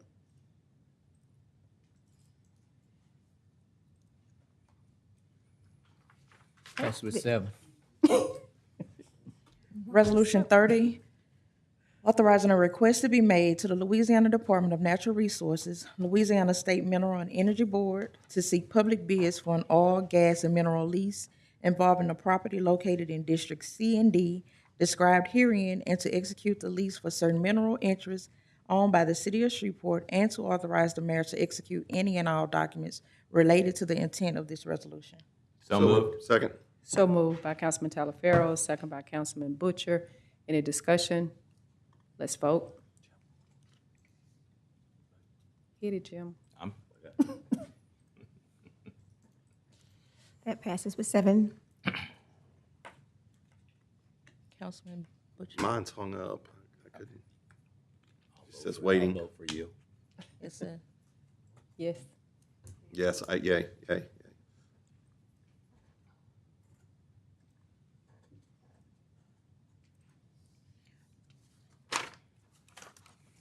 Resolution 31, a resolution of support for House Bill 6 of the 2025 Louisiana regular session, sponsored by Representative Stephen Jackson, regarding misappropriation of funds by apartment complex owners. So move. Second.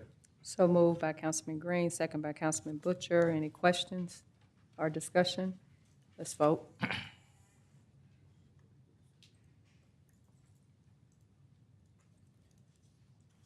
That passes with 7. Resolution 32, recognizing Dr. Jerome Cox. So moved. Second. So moved by Councilman Green, second by Madam Vice Chair Bowman. Any discussion? Let's vote. That passes with 7.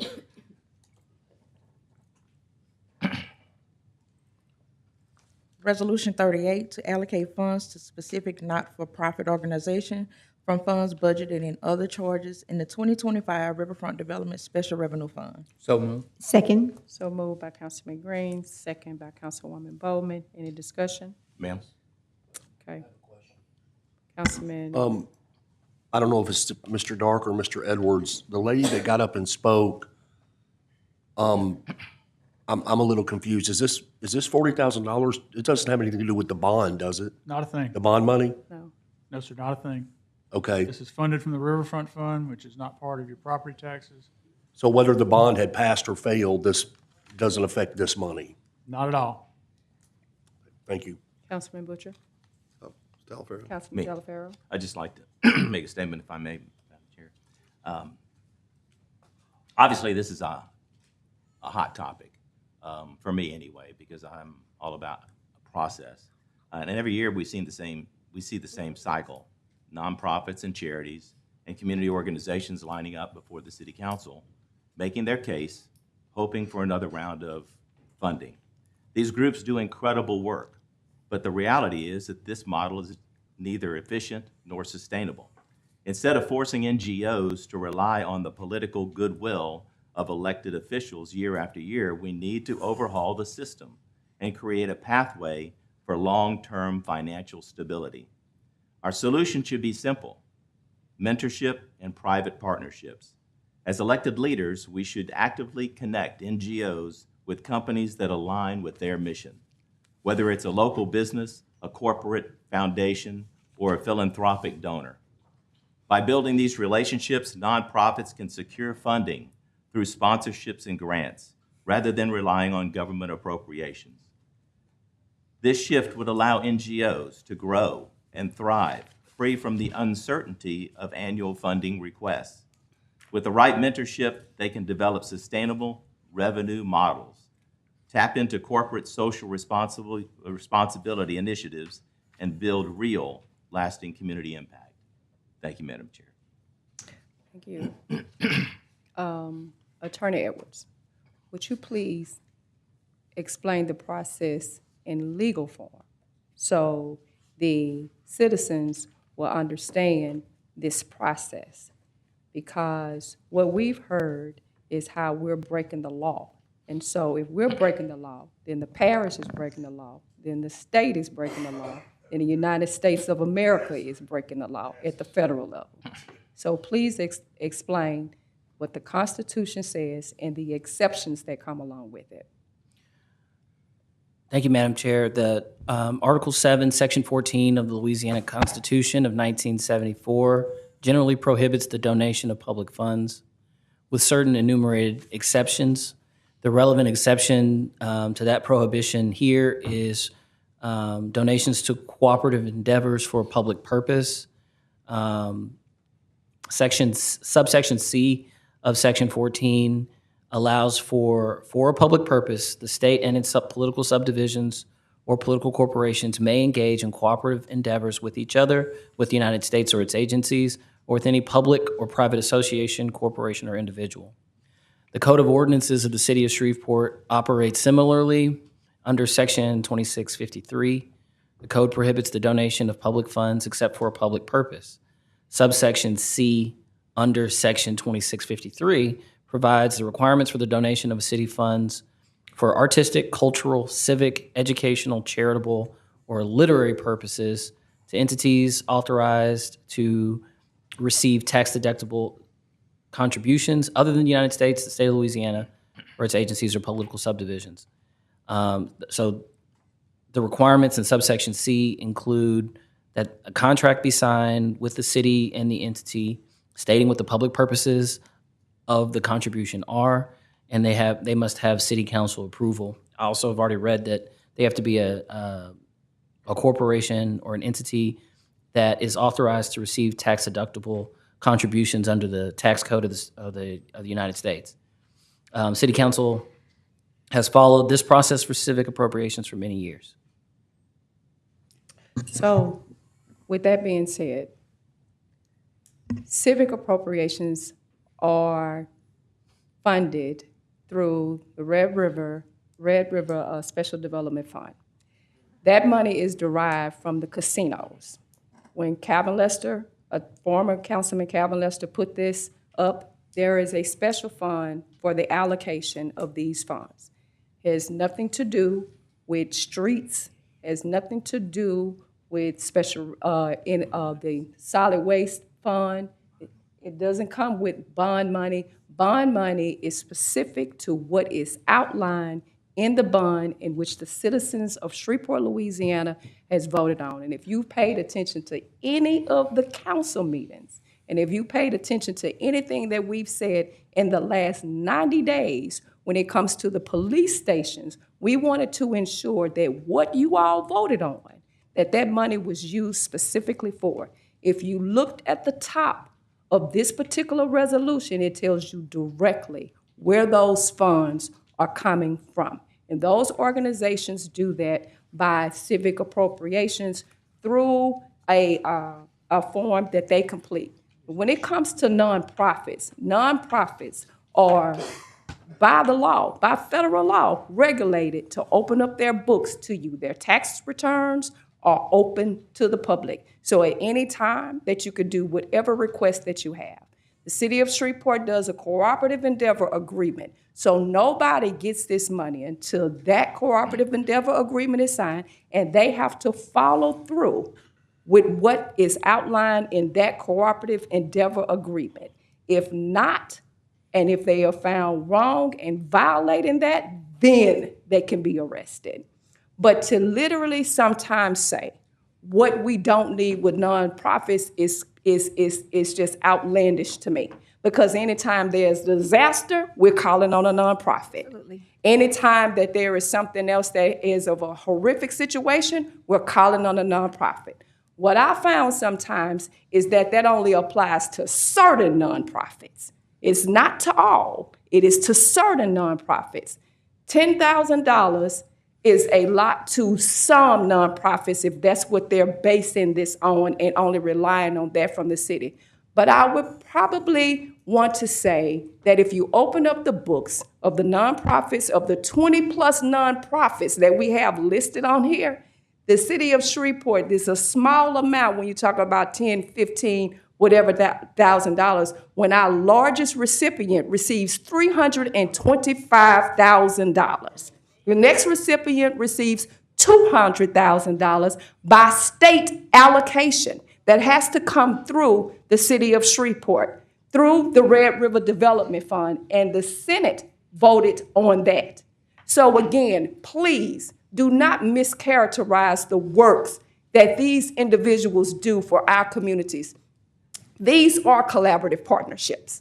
We have partnered with these entities to do some of the things that we are unable to do, just like we ask with any business that we form.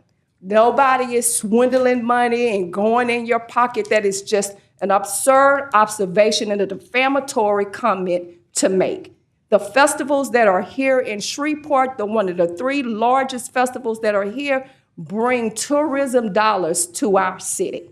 So I just had to say this for the record because of the somewhat nasty emails and threats that we have received. And for the record, do not threaten me, because I will turn you over to SPD.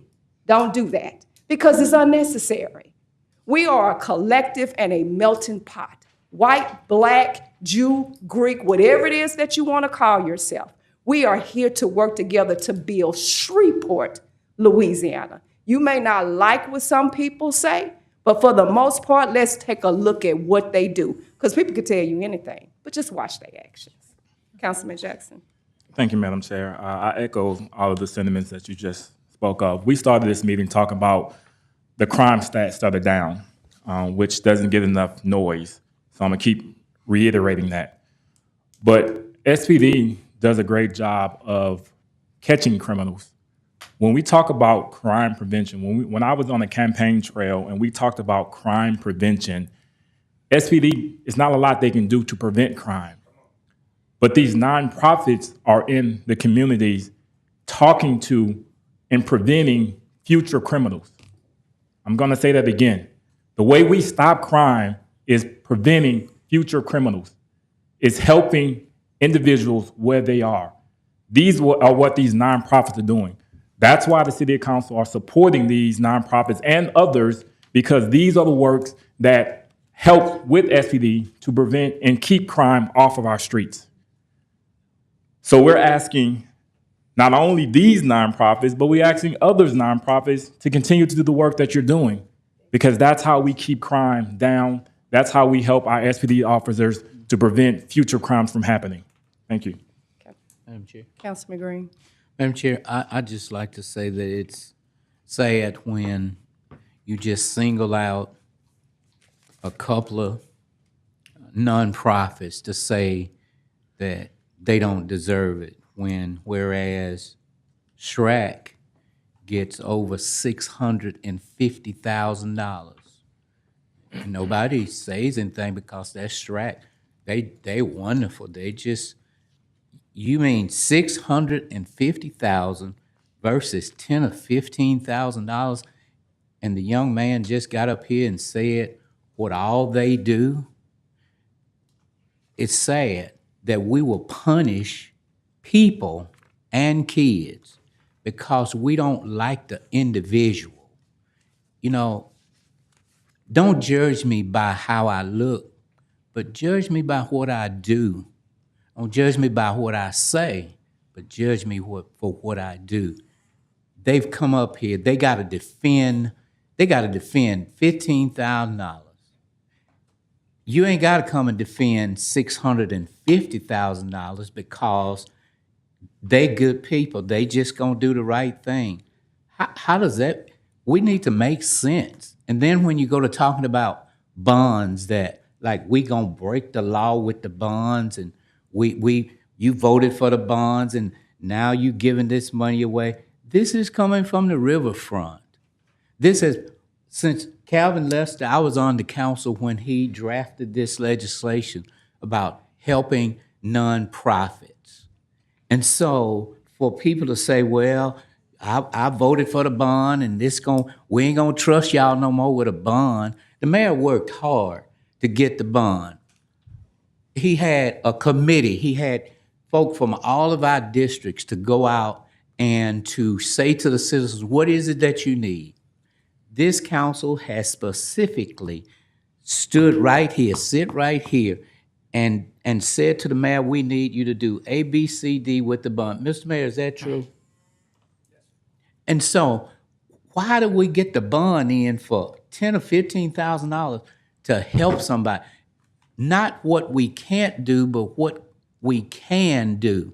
It's like, for an instance, my attorney there, Ron Machota, he is he will give to anybody who needs some help. Anybody know that Ron will help anybody. There ought to be some more Ron Machotas in the order. I never hear Ron coming up here bitching and complaining about the city ain't doing this and the city ain't doing that. You could call him on the phone and he will help. There ought to be some other folk that would join in and say, I'll help. Not to knock me down, but give me a hand up. For this young man, he's in fact, he's an endangered species. Stand up, man. I'd just like to give you an applause. For a young man like that, to be putting his life on the line every day because it's no fun, for him to stand up to say, look, man, we gotta make our city better, then people ought to just be behind them saying, yeah, let's help this young man. But instead, we find it's easy to find something wrong. I'm a pastor. I've been a pastor for 54 years. I'm not perfect. There's only been one perfect person on this earth, and that's my Savior and Lord Savior, Jesus Christ. That's Jesus. Other than that, we all have faults. In fact, there are two types of people. when it comes to doing wrong. You have the caught and the uncaught. If you don't believe that, just check the people in here to see how many people have really lied on the income tax. You could go to jail for that, even if it's just for a penny. So let's just join. Our city is booming. The mayor's working every day. Tom Dark is working every day to try to get the budget balanced so that our city can go forward. We have so much in common. If we would just talk to one another and stop criticizing one another, what a wonderful place Shreveport would be. I've been on the council for however long. I've never heard a business developer come in town and say, y'all got bad crime. They come to Shreveport because Shreveport is a wonderful place to be for such a time as this. And if we could just join hands and put our negativity behind us, what a difference it would make. Thank you, Madam Chair. Councilwoman. Okay. In the spirit of transparency, I just want to name off a list of nonprofits that get help from our city. So we have Neighborhood Improvement Program, we have the Film Prize, SHRAC, Row Omega and Friends, Best 13, Art Hills, Kettle Council on Aging, Cohabitat Foundation, Fit for Life Ministry, Compassions for Lives, MLK Community, Oases of Hope, Volunteers for Youth Justice, Dream Keepers, Kettle Council on Aging, Food Bank of Northwest Louisiana, Goodwill, Oases of Hope, and it's plenty more. But just know this little money that they're talking about is only a piece of the pie. Just FYI. So if y'all want to take all the money, we got a list, and it's not from taxes. Just FYI. Thank you. Call for the vote. Madam Chair, if I may. Councilman Talaferro. Yeah, thank you. As I mentioned in my opening statement, this is a hot topic.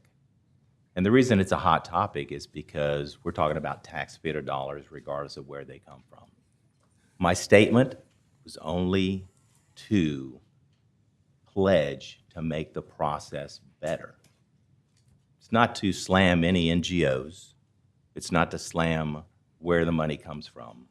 The point is we need to do a better job at helping our NGOs not be as dependent as they are on government assistance.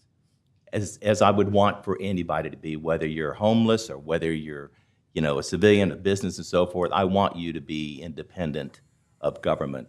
I'm the conservative that says there's certain things that government is supposed to do, and there are certain things that government is not supposed to do. We're supposed to take care of you with infrastructure, public safety, national security, and so forth. There are some things that government can't do, and I understand that. And I'm just here to try to make the process of ensuring that our NGOs, our non-governmental organizations, are not so dependent on government handouts or government assistance, because that can go away at any time. And if you're counting on that, I don't want them to have shortfalls. Thank you, Madam Chair. Madam Chair. Councilman Green. Let's call SHRAC today and tell SHRAC next year the government not gonna give you no money. Shreveport ain't gonna give you no money. Let's call Shreveport Green today and say next year y'all not gonna get a dime from us. We just go down the line and tell everybody y'all ain't getting no money. Well, what we gonna do with the money that's in the riverfront that we got an ordinance to say that it helps nonprofits? Let's just let the rubber meet the road. This is about MJ. MJ is a hard worker. He spearheads the program. He's doing a great job. People go out about talking about him. Well, he's a convicted felon. Well, I could tell you some other folk that's convicted felons.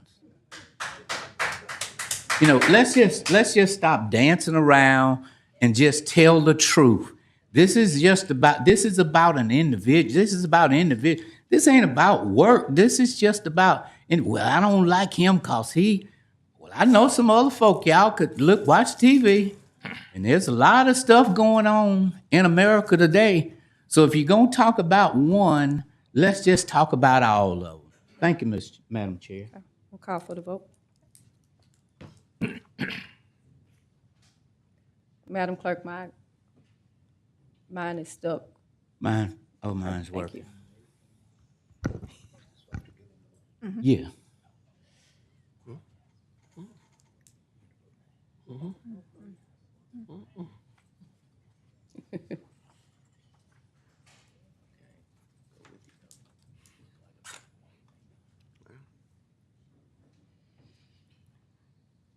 This passes with 5. Madam Clerk, continue. Madam Clerk, would you proceed with introduction of resolutions not to be adopted prior to March 11, 2025? Resolution 33, authorizing the mayor to terminate a sewer servitude.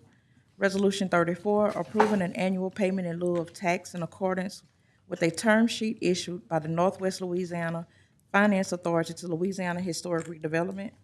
Resolution 35, authorizing the mayor to execute an amendment to the agreement with Blue Line Solution, LLC, to add additional automated speed enforcement cameras in non-school zone and extend the agreement term.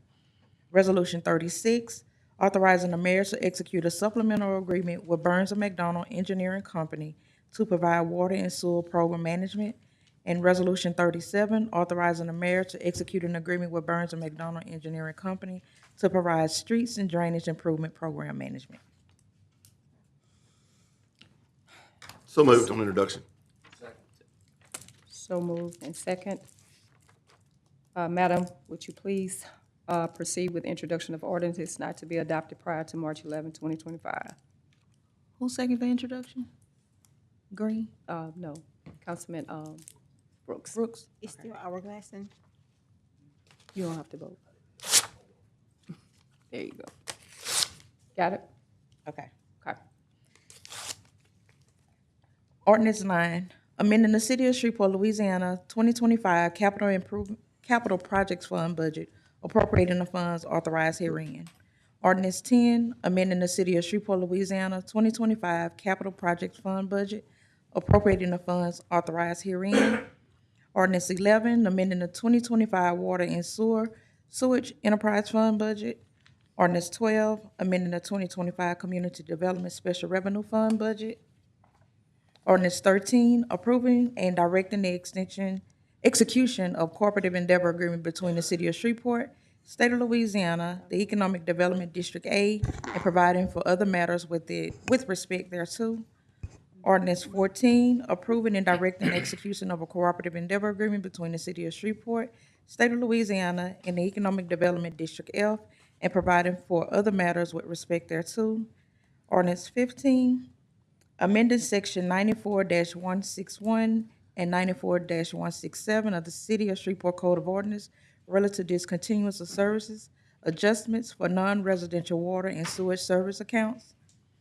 Ordinance 16, zoning case number 24-208, an ordinance to amend the official zoning map of the City of Shreveport Unified Development Code by rezoning property located on the northwest corner of Lyon Avenue and East 68 from R1 Single Family Residential Zoning District to C2 Corridor Commercial Zoning District to C1 CZD Neighborhood Commercial Conditional Zoning District.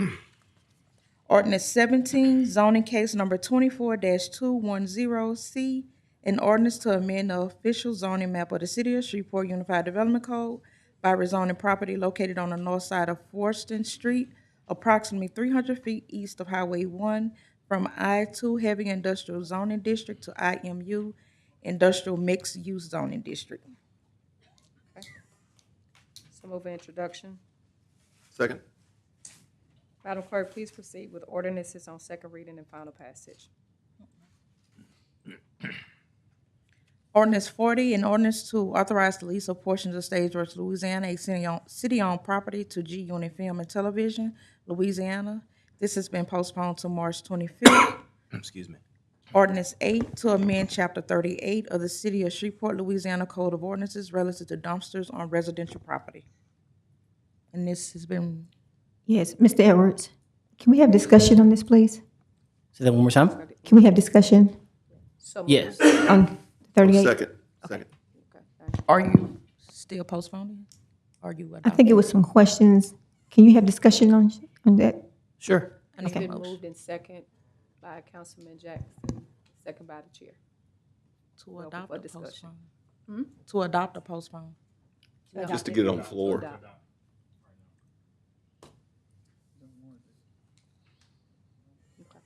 Okay, I think Councilman Butcher has some questions. That's why I asked for discussion. I thought we were going to postpone it, but I just, I'd like for us to get together at some point, maybe before we vote on it, to look at possibly things that have ongoing construction going on, as long as the permits, you know, if we're going out and checking them regularly, like for electrical permits and things like that, I don't want to push it out too terribly long, but I do know that sometimes it takes a little bit more time than what we've got in the ordinance. Because we did 30 days, and then we would come back after the 30 days and look at it. We just want to make sure anytime there's a dumpster in the yard, there is a permit. That was the main focus on the ordinance, was to make sure that a permit was obtained.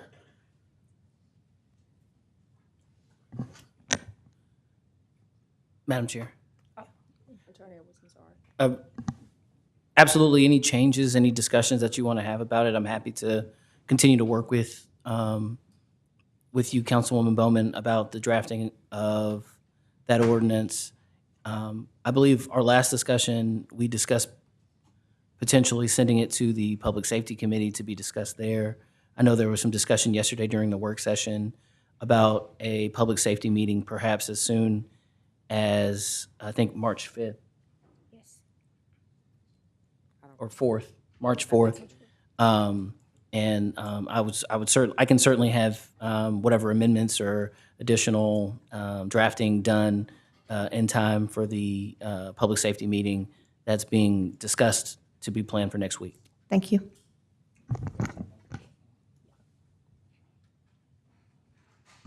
Madam Chair, I want to institute a substitute motion to postpone.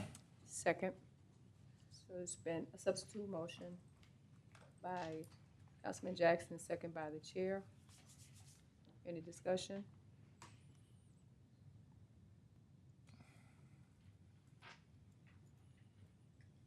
Let's vote on the substitute motion to postpone. And that passes to 7. Do we have to withdraw the other, or are we good? We good? Okay. Madam Clerk, is there any other table legislation to be removed from the table today? No, ma'am. Okay.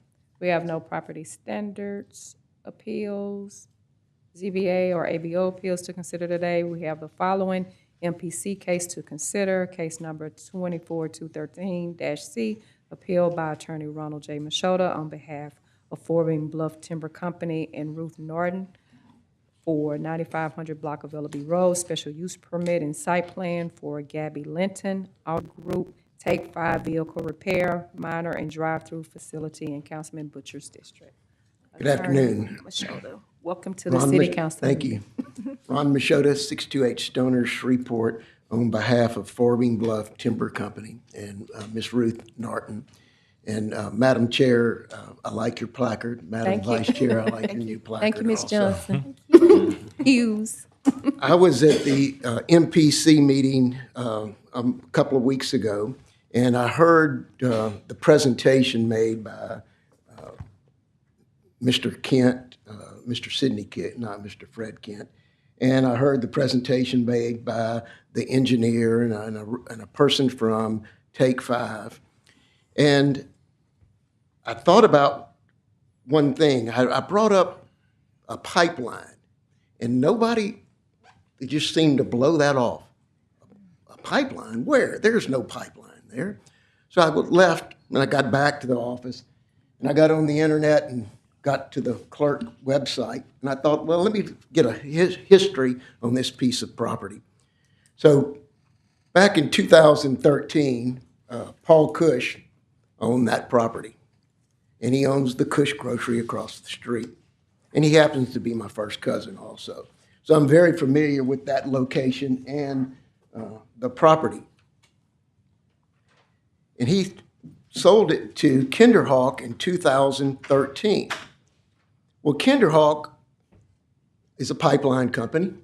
They sold it to Mr. Kent, which is Lucky Lucky Land Company LLC at 9220 Ellaby Road, Suite 700. And I thought, well, okay, Mr. Kent and his LLC bought this particular piece of property, which is less than an acre.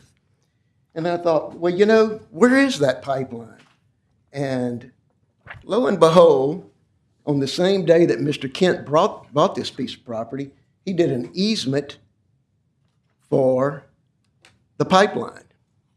And I thought to myself, why didn't anybody mention that to the MPC, that there might be a pipeline that runs under this particular piece of property? So in my statements to the council, one of the things I thought about was an environmental study. Was there ever an environmental study? Absolutely not.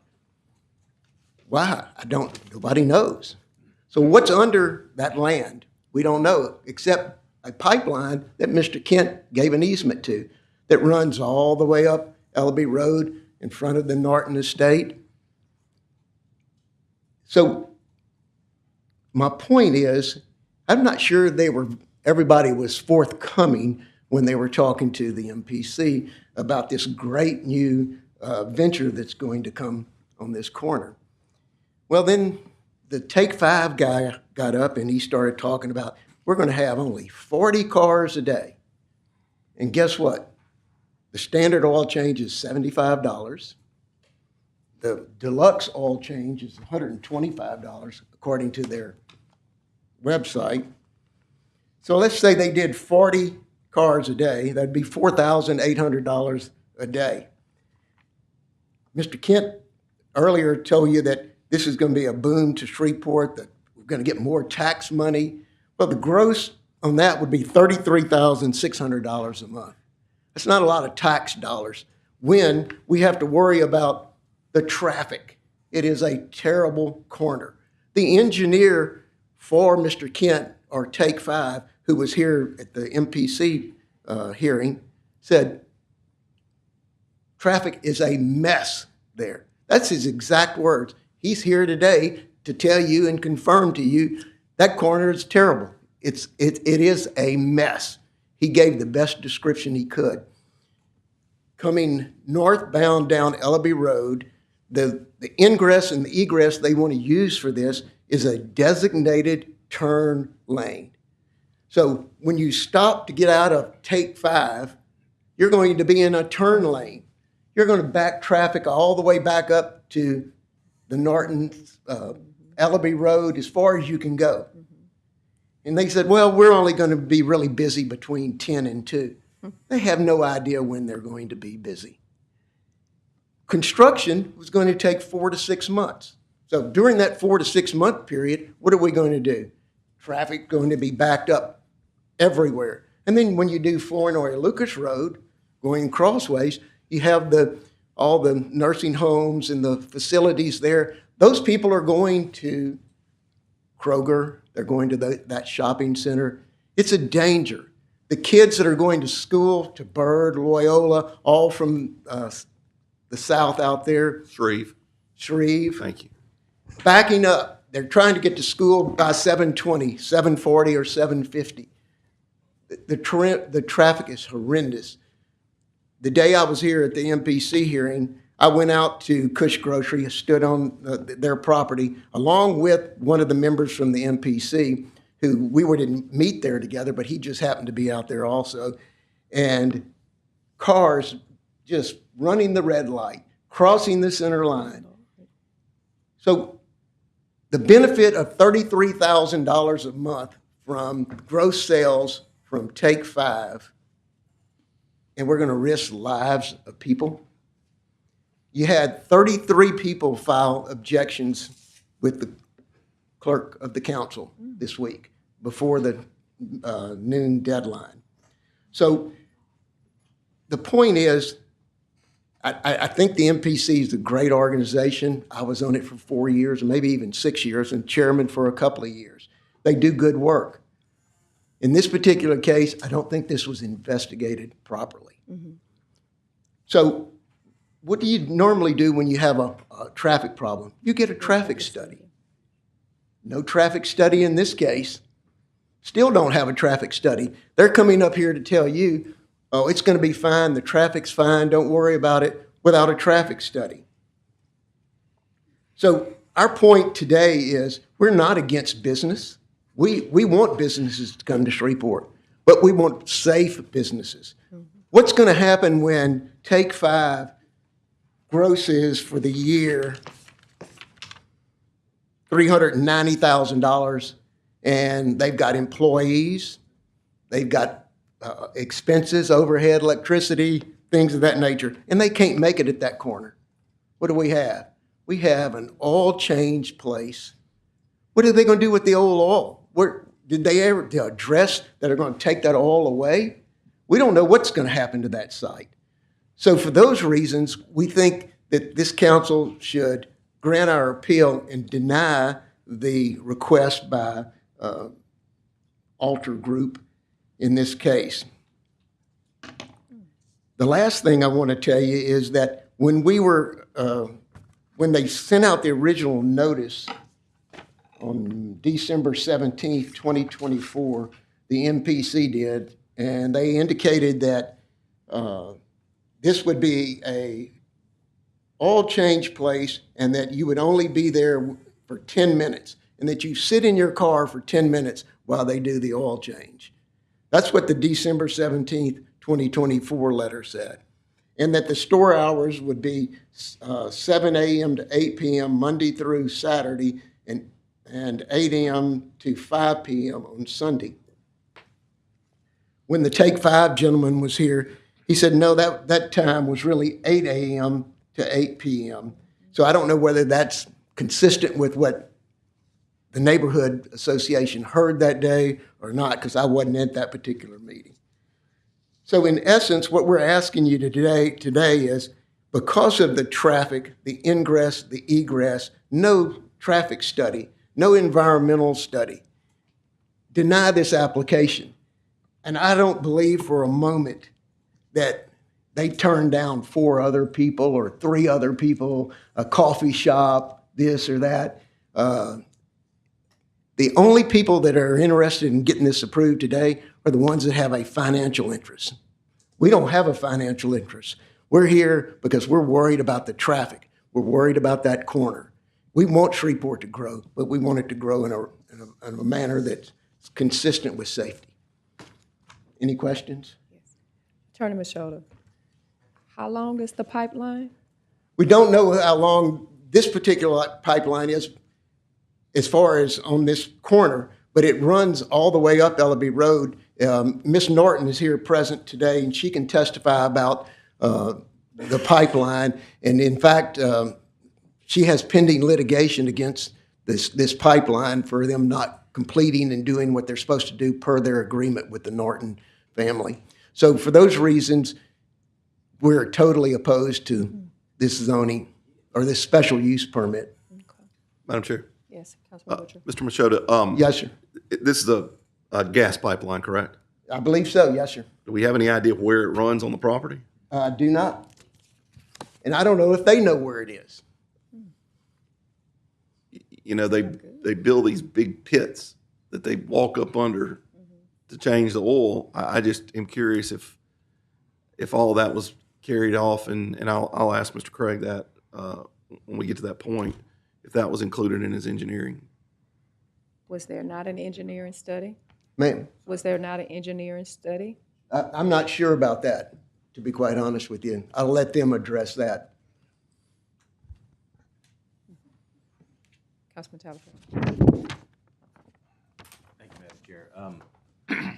Yeah, I would be very, Jarvis, you can speak. When we're doing the wait. traffic controls, we don't do engineering studies on what's underneath the ground. We Right. just do the traffic studies. So did you all do a traffic study? Yes, we did. Okay. Can you tell us what the outcome was? Mr. Robert have the information. Come on, Okay, thank you. Did y'all do a true traffic study, or did y'all just give an opinion? That's what I've been told. Okay.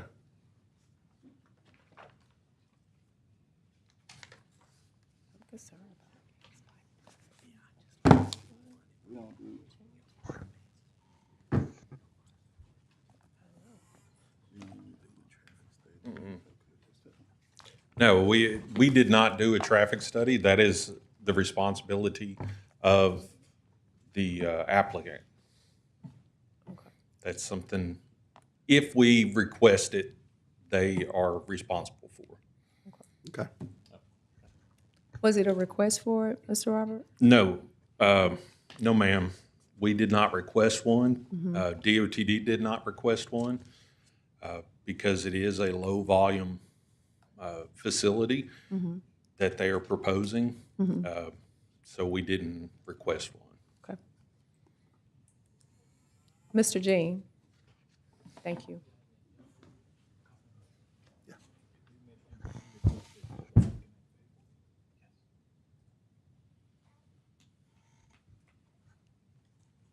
How you doing, sir?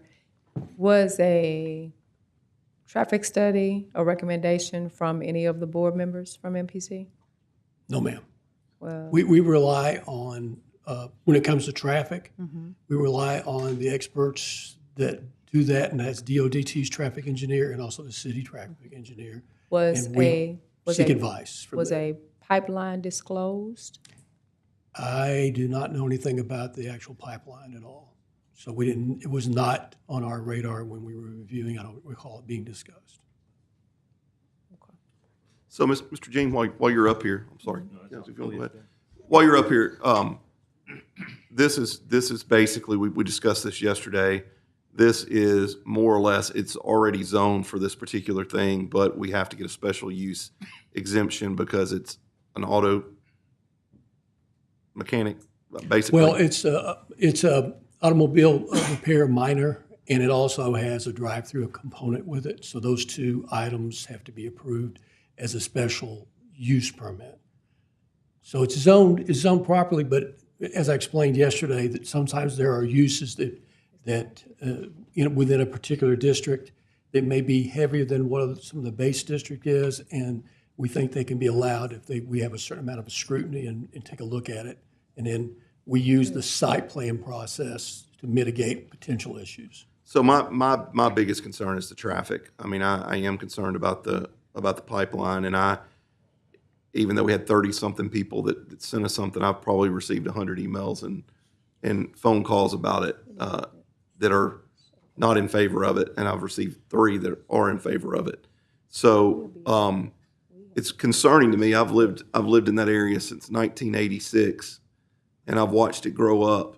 And my daughter's 27. I used to take her to Middle Magnet in the mornings, and back then, 10 years ago, or 15 years ago now, it would back up all the way down Norris Ferry Road, turn into go on Ellerby Road. I think it's going to be, I'm not a traffic engineer, but I think it's going to be problematic trying to pull out into that turn lane if traffic is coming.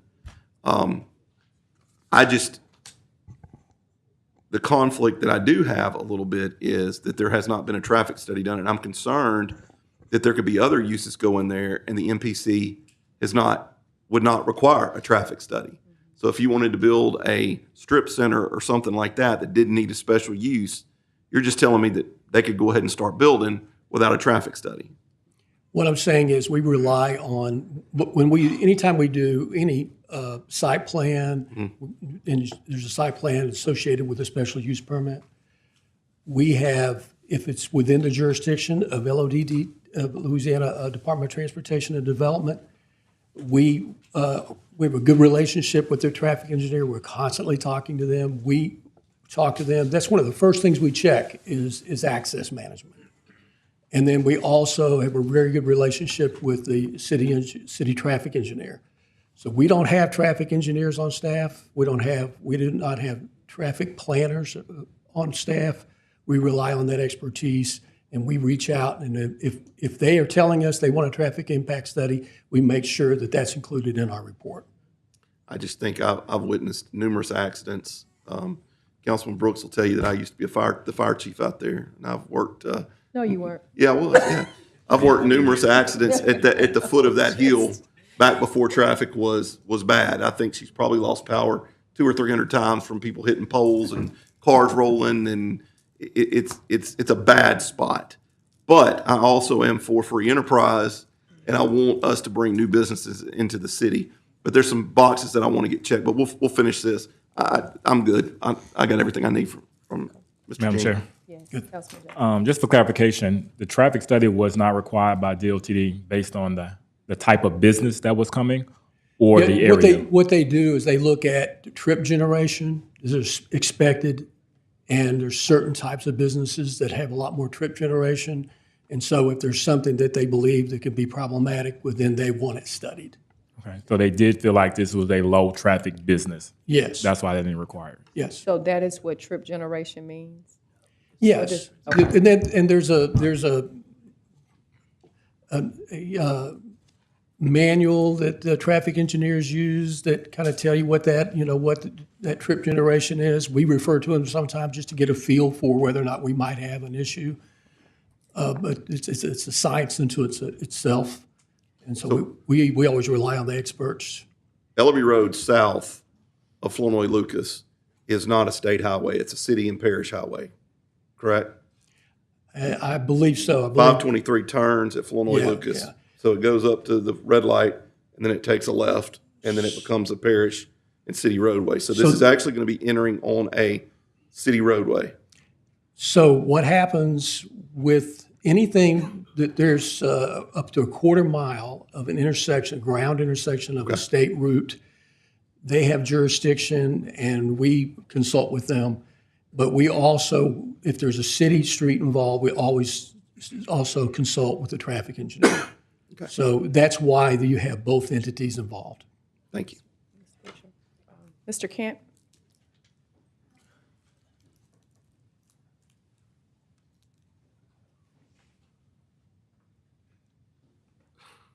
How you doing, sir?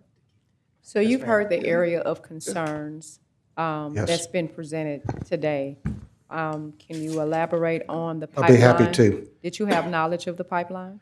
Yes, I have knowledge of the pipeline. The pipeline actually goes for miles all the way down Elby Road, all the way from Cush's, all the way down the Norton's property as it continues on.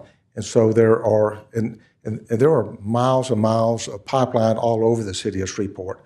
It's one that we live in a natural gas community, and the one thing that we have going for us is pipelines to bring it to other large places to sell it to LNG down in Lake Charles and whatnot. And so the pipeline is normally not an issue. Take Five is aware of that. They have engineered the property so that it's almost like a utility line, a water line, gas line. They go through the property, and the actual Take Five is going to actually build to the right of it. And when we look at the revenue, it's not $33,000 of sales. They're actually building over $1 million. They're going to spend over $1 million on the building. We actually receive tax dollars on businesses and then also employees that are employed by them. Talking about the traffic, right now it is zoned commercial 2.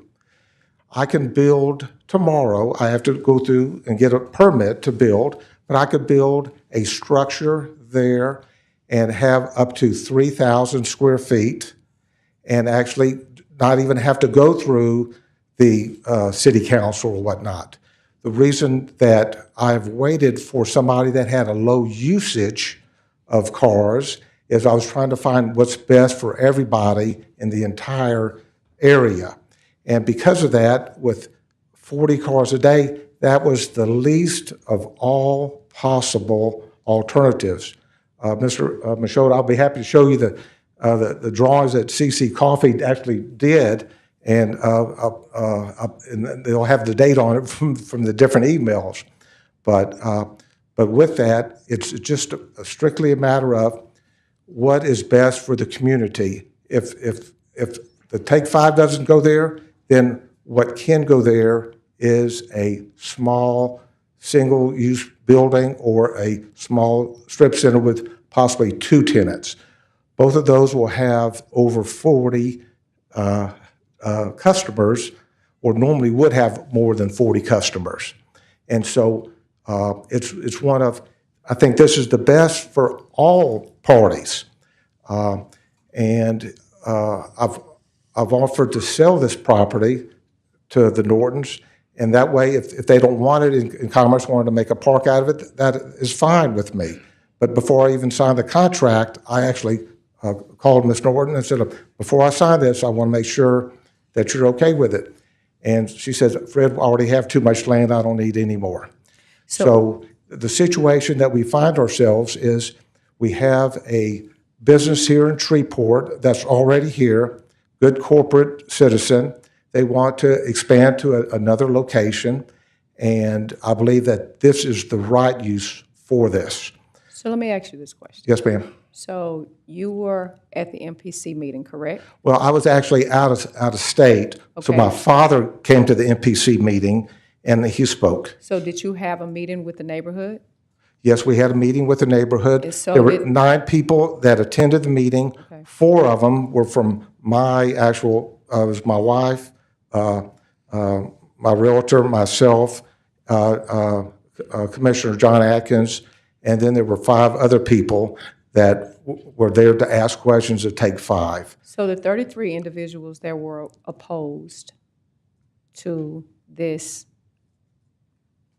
business Yes, that ma'am. you want to bring in, did that not warrant you to want to call another meeting with the community to see if this wasn't the business that they wanted to have there? What else would they like to see in that area? Well, when we were, the first time I've heard of the 33 was just today. What's happened was Mr. Michaud has put in every association within miles of his letter against this facility going up. And so I'm sure he's gotten some phone calls by the different things that he's put in the different associations, Facebook pages and emails and things of that sort.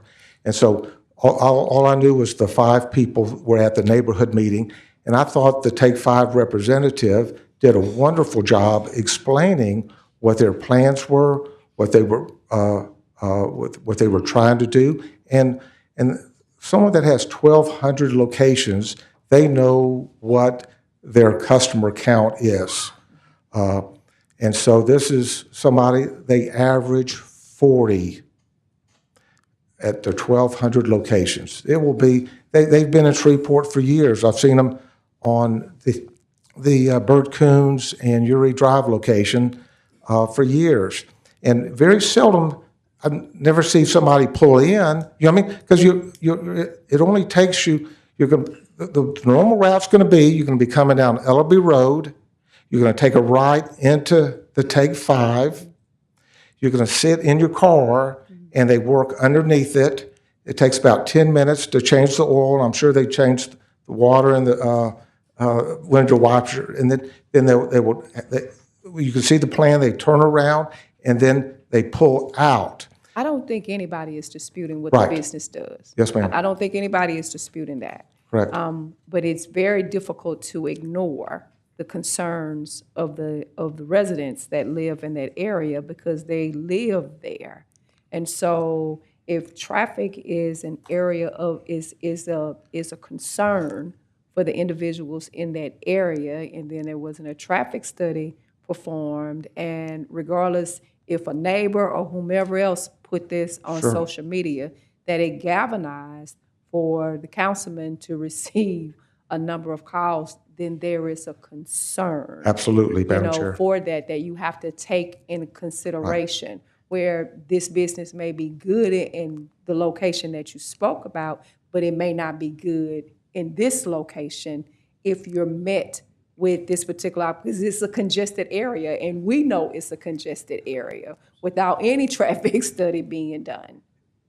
I will say Yes, that, oh, Councilman. excuse me. Just real quick, part of the problem with the neighborhood meeting, the distance to Yeah, most it's of those only 500 homes feet. is way off. So Correct. most of Ellaby Road Estates, I think the lady that was here from Winding Ridge, that's almost a mile down the road, but she's directly impacted by it. Correct. The majority of the complaints I've gotten have come from Ellaby Road Estates and from Acadiana Place. Mm-hmm. And you also have to keep in mind you have the Glen where elderly people drive, and you have Live Oak. I mean, I know what I want to do if we're ready for that part.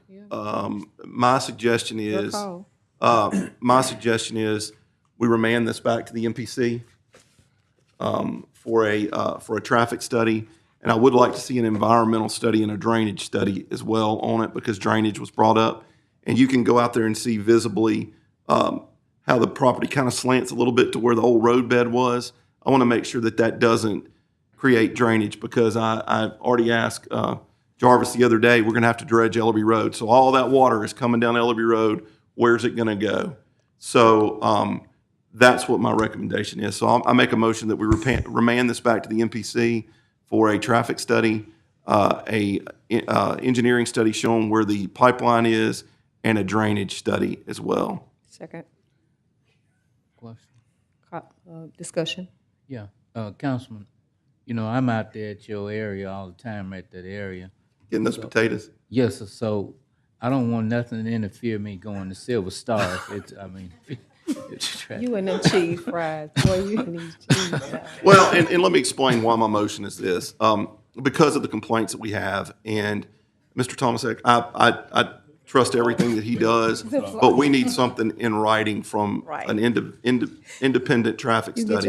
Because we can all say that it's not, I can say it's going to cause trouble, you can say it's not going to cause trouble, but until we have that study in front of us, I think we have to do that for our citizens. So that's the reason why. And for your knowledge, there was an environmental study done, and they can provide that as well. Well, then just provide it to us whenever you go back to, because it'll go back in front of MPC, right, Mr. Edwards? That's correct. Okay, and then it'll come back to us for final approval. That's correct. Okay. So And normally, when you have a permit, that's when they go through the actual drainage. You have these retention ponds now that every business has to build to retain the water so it does not overflow. And this is a very small footprint, which I liked as well. I'll quit talking and let y'all get back to business. And look, I think aesthetically, I don't think it's great for the corner, but I do agree with you if the traffic study is correct and it's only 40 cars coming and going. It's probably the best thing. That it could be worse, honestly. But I am very concerned about people pulling out into that turning lane, because that hill is a blind hill. And, you know, when I was fire chief, Gary, I had a fireman roll the fire truck right there coming down that hill one time. And I will say that CVS is actually right there. They have probably 300 cars a day in that same spot where we have 40. So you have about 9 times as many right across. But as we know, we all want to be safe, and we want to make sure that all citizens are in a situation where they're not put in jeopardy. The one nice thing is there is a red light right there, and when you're pulling out, you take a right, and all of a sudden you flow with traffic. 3 to 4 cars an hour. Thank you. Thank you. Is that by Marco's as well? It's across the street. Oh, no. Yeah. Yes.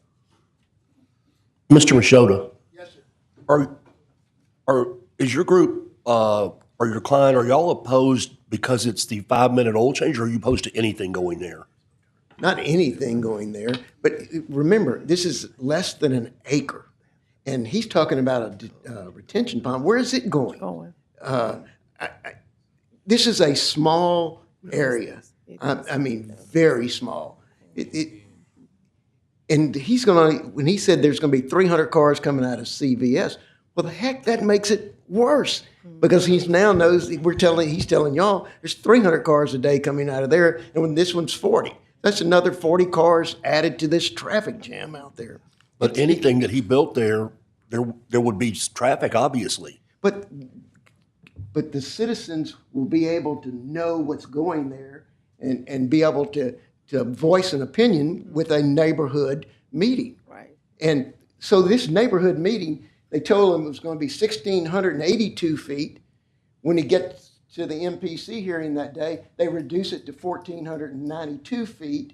So they changed that from the December meeting. They changed the ingress and egress.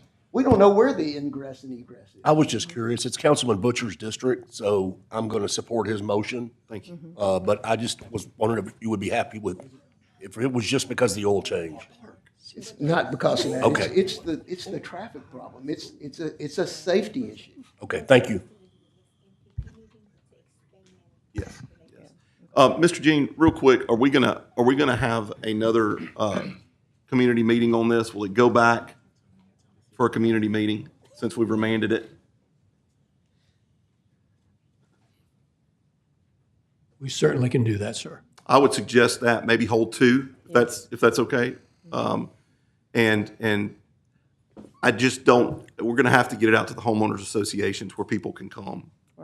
Yeah, we send those to the homeowners, the representatives that we have, the homeowners association that are within a mile.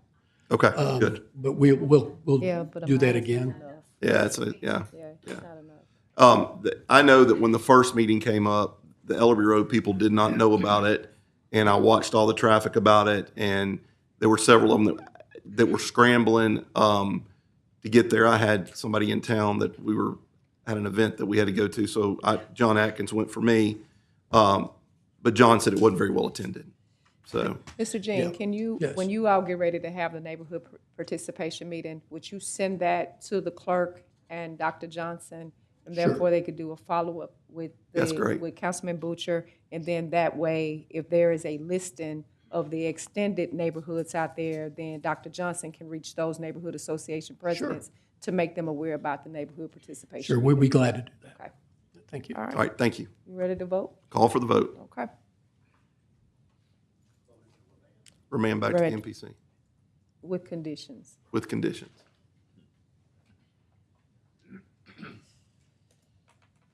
Okay. Motion passes with 7. Are there any other appeals, Madam Clerk? No, ma'am. Are there any other reports from officers, boards, and committees? I do. We have a property standards meeting March 4th at 10:30 in the chamber, so we won't get in trouble with the attorney. Madam Clerk, is there a clerk's report? The following letter of appointment was received from the mayor's office on February 20th, 2025, and is subject for confirmation on March 11th, 2025. Director of Community Development, Vernie Howard. Okay. Mayor Arsenault, do you have any additional communications? No, ma'am. Okay. Does any other council member have any additional communications? Executive session, there are none. If there is nothing else, this meeting is adjourned. Yes, thank you. Alvin can shut it up. We got out of here before 6 o'clock with a MPC appeal.